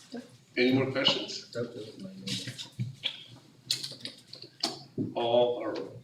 Did I have a motion yet? Yeah, not a motion yet. May I have a motion? I make a motion that we approve the tentative agreement with, between the Hollister School District and the Hollister Elementary School Teachers Association. I second. All in favor, say aye. Aye. All opposed? Any abstentions? Good to go. 5-0. Thank you, Erica. Thank you, good, hey, thanks for your work on this, it's a lot of work. A lot of team effort. Yes. A lot of work. Funding was supposed to be in November, they pulled that out. So we're playing games. Fox made it. 12C, approval of the disclosure on what we just approved. That's it. And it's recommended that we approve this as well. Correct, so this is the AB 1200 disclosure, so anytime we settle with any bargaining unit, we have to prepare this financial disclosure, basically just saying, here are the financial impacts of the agreement that we brought to you for approval. So in the last budget, in the first interim, we did build in a 2% for this year and a little bit moving forward as well. So that was in there. This AB 1200 is basically just adding in that additional 0.5%, showing what that's gonna look like, which is $150,000 roughly, moving, starting this year, moving forward. Now, one thing I would like to, kind of stress on this is, we do have second interim coming up in about 6 weeks, and that's gonna give us a lot more accurate picture of what things are gonna look like this year and the following years. There have been some changes since first interim. Some that I did discuss that were not actually written into it because they weren't really certain at that point in time. So that will all be in second interim, and you'll get a much bigger view of what that's gonna look like. And from everything I'm seeing now, it's gonna be a better picture than what was on paper at first interim, because of those things that I told you first interim, like the additional preschool dollars, and being able to actually move some stuff, some facilities expenditures, excuse me, into some bond funds, into some facilities funds. So that's gonna help a little bit. So while on this disclosure I have to show, what it looks like adding it on to first interim, because that was our last board approved budget. Right. You'll get a much better look at what things are actually gonna look like in second interim. So this is for the next board's meeting, it's the next one after that? You said 6 weeks. Yeah, so it has to be in about 6 weeks, so it'd be the next board meeting. In February? Correct, yeah. When, to go to the governor's budget, yeah. When are you going, or? I actually now I pretty much just, I don't go to them anymore. I get all the information. I found that my time's better spent just reading all of it and handling other things that need to be handled. We pay for it, so we get it, but we don't. Yeah. Yeah. And it's basically their interpretation of what the budgeters, Right. Call but, this, the Right. governor's a tentative budget anyway, because it's not fully gone through the process. Is there like a synopsis that you could run off for us, or? Absolutely. it's very thorough, it's usually 185 slides, I mean, it's, Yeah, so I can run you something like that and give you kind of a little bit of a synopsis. Well, something I could go through myself, I mean, I can read too. Oh, yeah. Yeah, There's just something that we can do ourselves? Okay, Oh, yeah. so you'll absolutely. make it happen for us? Yes, I will. All right, thank you. Great. I don't have any. I make a motion that we approve the AB 1200 disclosure, yes. I'll second that. All in favor, say aye. Aye. All opposed? 5-0. Next item, Resolution 181920, in the matter of school attendance boundary changes and adopting notice of exemption under CEQA for the 2021-22 school year. It is recommended that the board approve this resolution. Diego? it's mine now. It says Diego. So what we have, Jesus, the document, the visual for the school boundary is not in there. Will you check to see? It was online, It was online, but I don't see but it. not in the packet. It's not in the packet. Oh, it's all one file. Oh, Yeah, it should be like the last, second to the last page. Can you pull it up? Yeah, I know, I saw that one, yeah. So what we have for the board I just got review my tonight, voter packet for 13, and it talks about, okay, yes. so what we have for the board review tonight is the draft school boundaries with a description of the subsequent enrollments by boundary per school. Given the fact that a little bit over a year ago, we had a big demographic study that we're still using to Right. predict enrollment growth. And so what it would create is a situation where Rancho Santana School would have a school population of 495 resident students at that time. Not next year, but the year after when the school would open.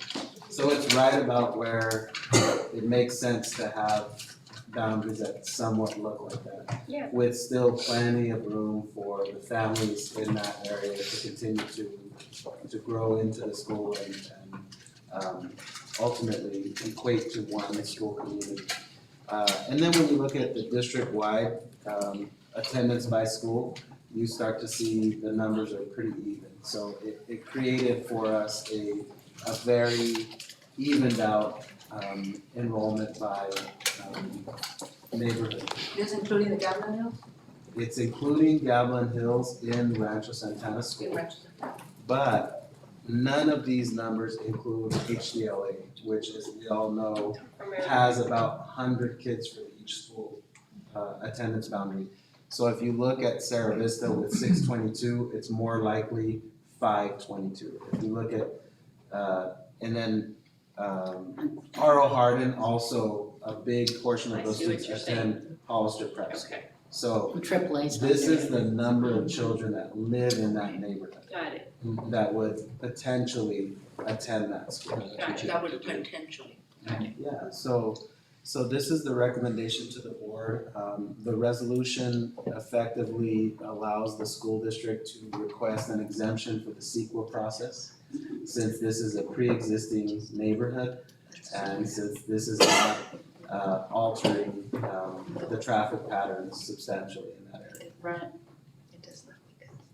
And with that, I'm open for any questions you have. So, sorry, No, go ahead, go Robin. No, go ahead. So my question is, how does this overlay on the new trustee boundaries we just did? It's somewhat similar, but not identical. So if you take, for instance, the green Lad Lane section, that is about 50% in trustee Bernowski's area, 50% in trustee Kane's area. If you take the Sarah Vista neighborhood, that's about 50% in Jan's area, 50% in Rob's area, so it's a little bit of both, and I think that was another reason to put it together that way, so that it didn't create single area, single trustee situation. How will the census change any of this? The census will impact the districts. The district's election by trustee areas, but not the school attendance boundaries. Only the board would do that. And then future development would be the only reason that we would change That you would boundaries. look at it and change it again. When was the last time this was changed? A long time ago. When I think we put in Ladley. Yeah, it's been a long time. Okay. So not days.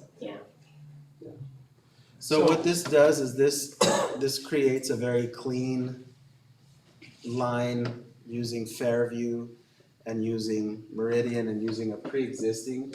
So it doesn't affect Calaveras' area, it doesn't affect R.O. Hardin, it doesn't affect Lad Lane, it doesn't affect Sunny Slope. It only affects the portion of Sarah Vista that had previously been Rancho Santana and Gatlin Hills.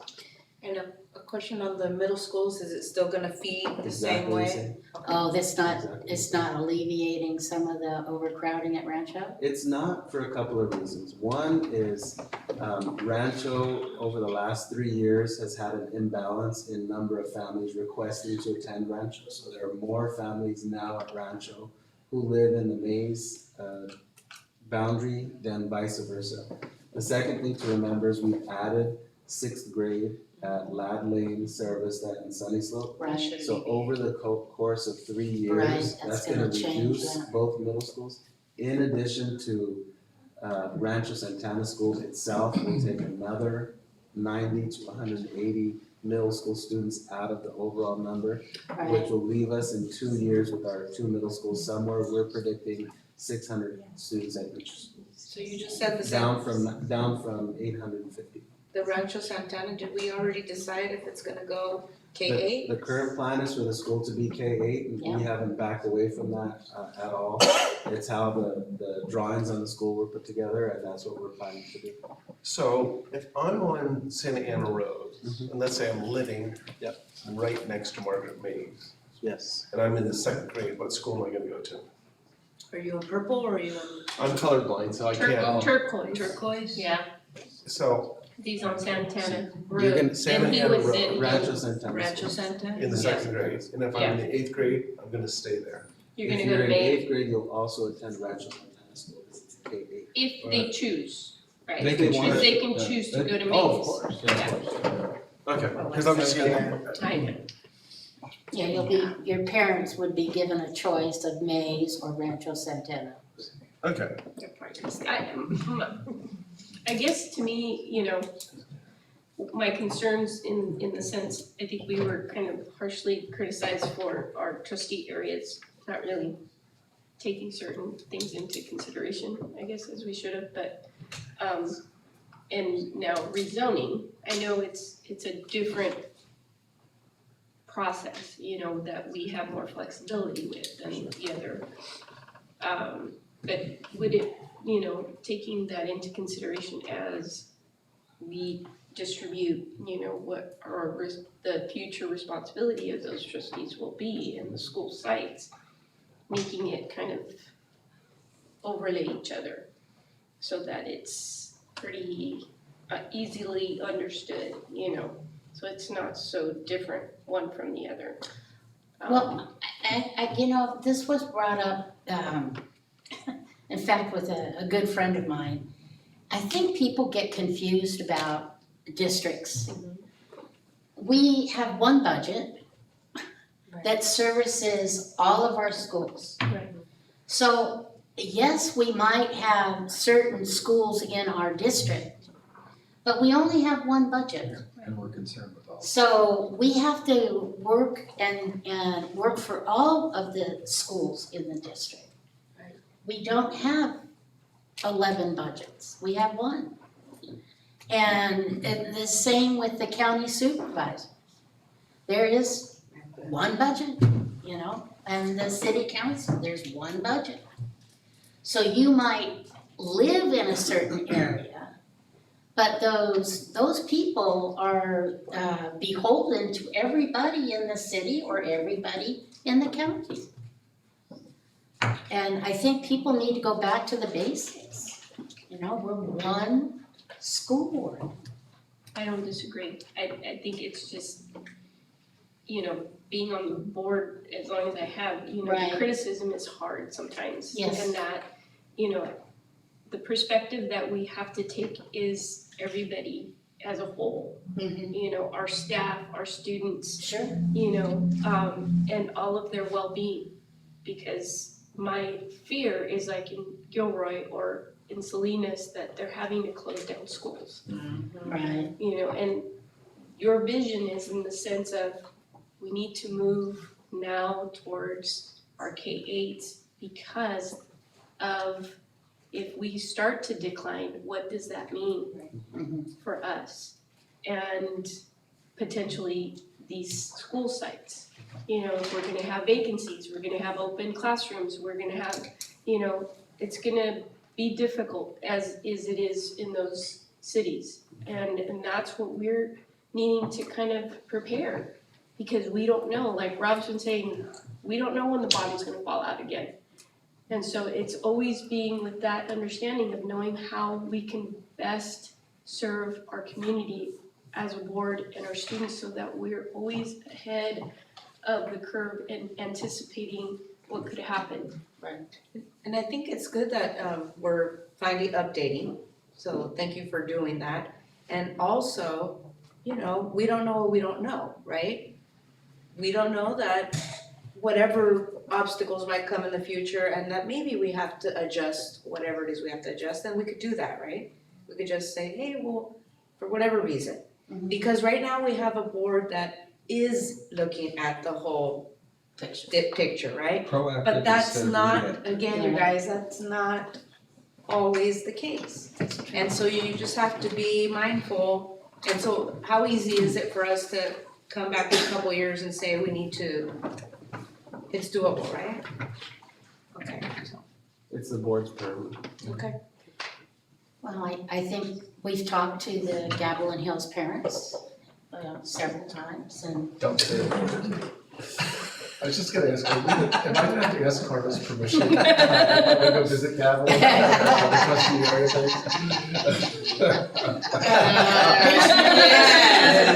The answer is yes. Ask Jen and Steve. yeah, don't make that mistake. So I'll make a motion that we approve, what do we call this? It's resolution 1819-20. And don't forget the language right after and create attendance boundary. Okay, so we approve resolution 18/19/20 In the matter of school attendance. in the matter of school attendance boundary changes and adopting notice of exemption under CEQA for the 2021-22 school year and create attendance boundary for expected opening of Rancho Santana School August 2021. I'll second that. All in favor, say aye. Aye. All opposed? 5-0. All right, board member report, let's start at the end. I have one. I spent a week ago, about 2 hours at Rancho San Justo. Because of all the issues we've been having there, I wanted to see what had happened. And I want to compliment Superintendent Ochoa. I talked to teachers, I talked to administrators, I talked to students, and there's been a huge turnaround there. It is not the same place, okay? And I was extremely impressed. Things are much better. I'll just put it to you that way. I couldn't believe it could be turned around that quickly, but it seems to be. I'll keep checking, but it really concerned me. That was the first school I taught at, and when I heard some of the things going on there, I was very upset. And it is much better than it was. Good. And that's a compliment to him, because I know he spent a lot of time there, a lot of time. The staff at the schools do a great job. Yeah. I don't have anything to report.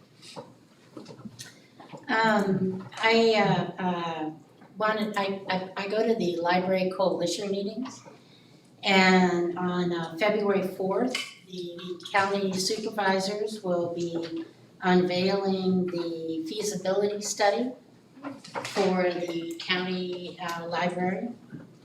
And we'll see, how it's gonna go. We're looking for ways to finance it, one of the first big obstacles is where are we gonna put it? And then how are we gonna finance it?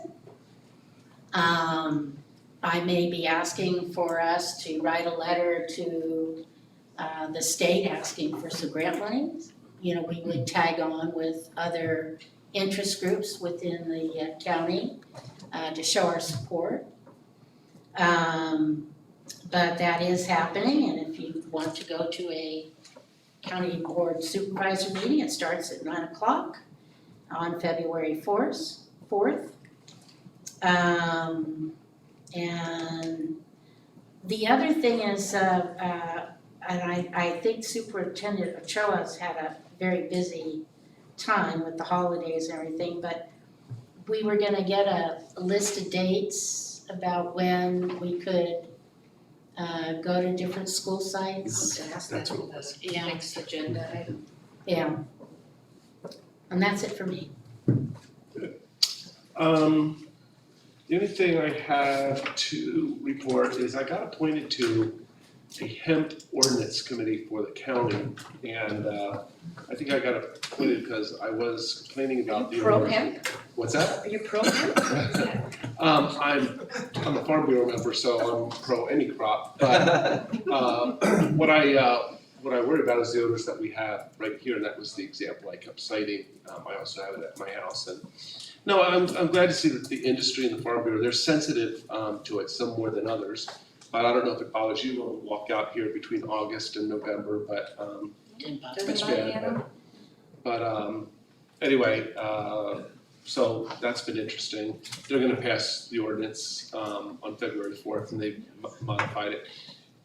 Basically, it won't be going within a mile of us here, so any city or any CSA, so that's good. That's it. Future agenda items, start at the end again. Anything? If we could just get an update on the Rancho San Justo concession stand that we had come to an agreement with the city of Hollister. That must have been before we were on board. Yes. Yeah, is that, it's news to me. And so just where we're at with that now. Good, right?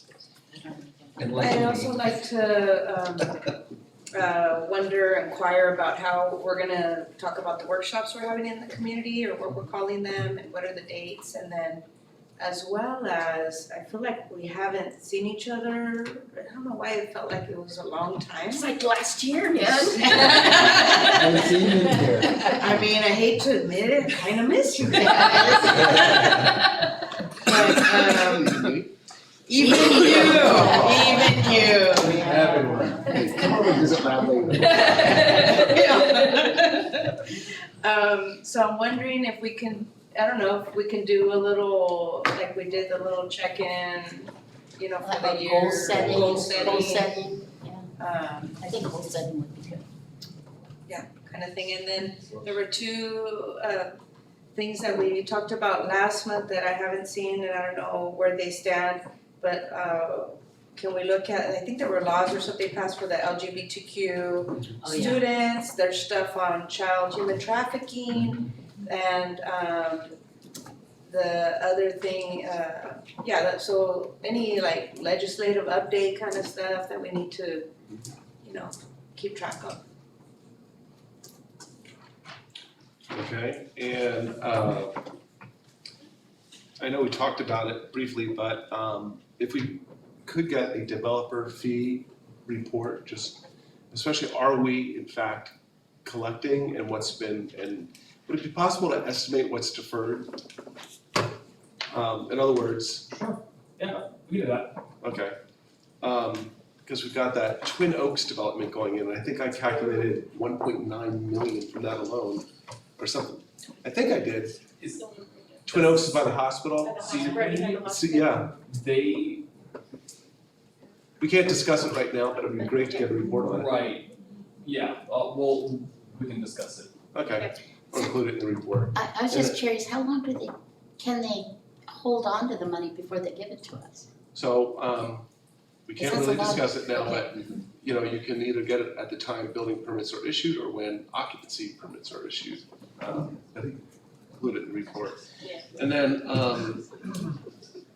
I think would be either report or discussion action item, but I have a concern that the public's perception or some of our community's perception of our Saturday Scholars program is only a revenue generating thing as opposed to what I thought we were doing it for was academic enrichment. And clearly, as he knows, there's a faction of the public that, or I don't know, or the community that think it's not, and I want to discuss that amongst ourselves with district staff. Any announcements? And even with the TK, because I know that we do our own TK program and looking at kind of what it is there anything more that we could do to help, like, what Viviana was saying, Mrs. Espinosa was saying about having to do interventions with our kindergartners and first graders and looking at how can we work with those students coming in to help increase them either to stay or help with more of that support, because I know hearing, concern that I had a parent saying my child was turned away for TK because she didn't hit that age mark. And so for those parents that don't qualify for, assistance to help with preschool and, because they're not poor and they're not rich, and it's like I fall in this little gap where what do I do for my child to get them prepared? Because especially if they're like, your child's on it, but you don't have the time to sit there with your child, and they're using the steps to brilliance, but that was just thrown out to me as far as, okay, what could we do? And I said, let me bring it, to our board and see if we can have a discussion about something like that. How funny, I have similar conversations, so this must be more than. That's because the state's been talking about preschool. Right. And I don't know how But this. we're getting a lot of those kids that are falling in that gap that aren't prepared. Right. So let's That bring we it in gotta as bring a, in. as As an a agenda, report right. or discussion, whatever. To see how we can You're talk referring about it. potentially children with February birthdays Yeah. or August birthdays, Yes, right before or Yeah. right after. right, yeah, the cutoff. All right, Jan, any announcements? No. Marla, Liz? No. Steve? I'll entertain a motion. Oh, wait a minute. When is the announcements, the joint? Board meeting? Oh, right, you said March. March 26th, let me just. Oh, and there's a Yeah. legislative thing too, right, that were we still gonna do this legislative thing? Legislative?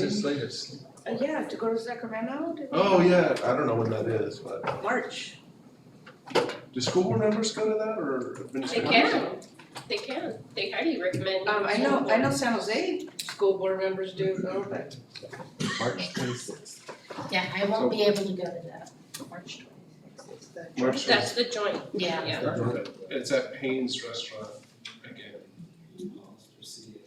March 17th is the CSBA legislative day. Oh, I'd like to go. It was in an email. Yeah. Thank you, March, you said what, 17th, Tuesday. So are we gonna go? As a group? Were you planning on going? I don't want to go. I can't plan that far in advance right now with my work, but I never miss trips, so that another way to make it. Okay. I will entertain a motion to adjourn the meeting at 8:15. Oh, is that a record? Yes. Who was the first? Okay. All in favor, say aye. Aye. Mine always is. I get to see my kids. I know, or they're actually in bed. I always see them, tell them, guys, to sleep.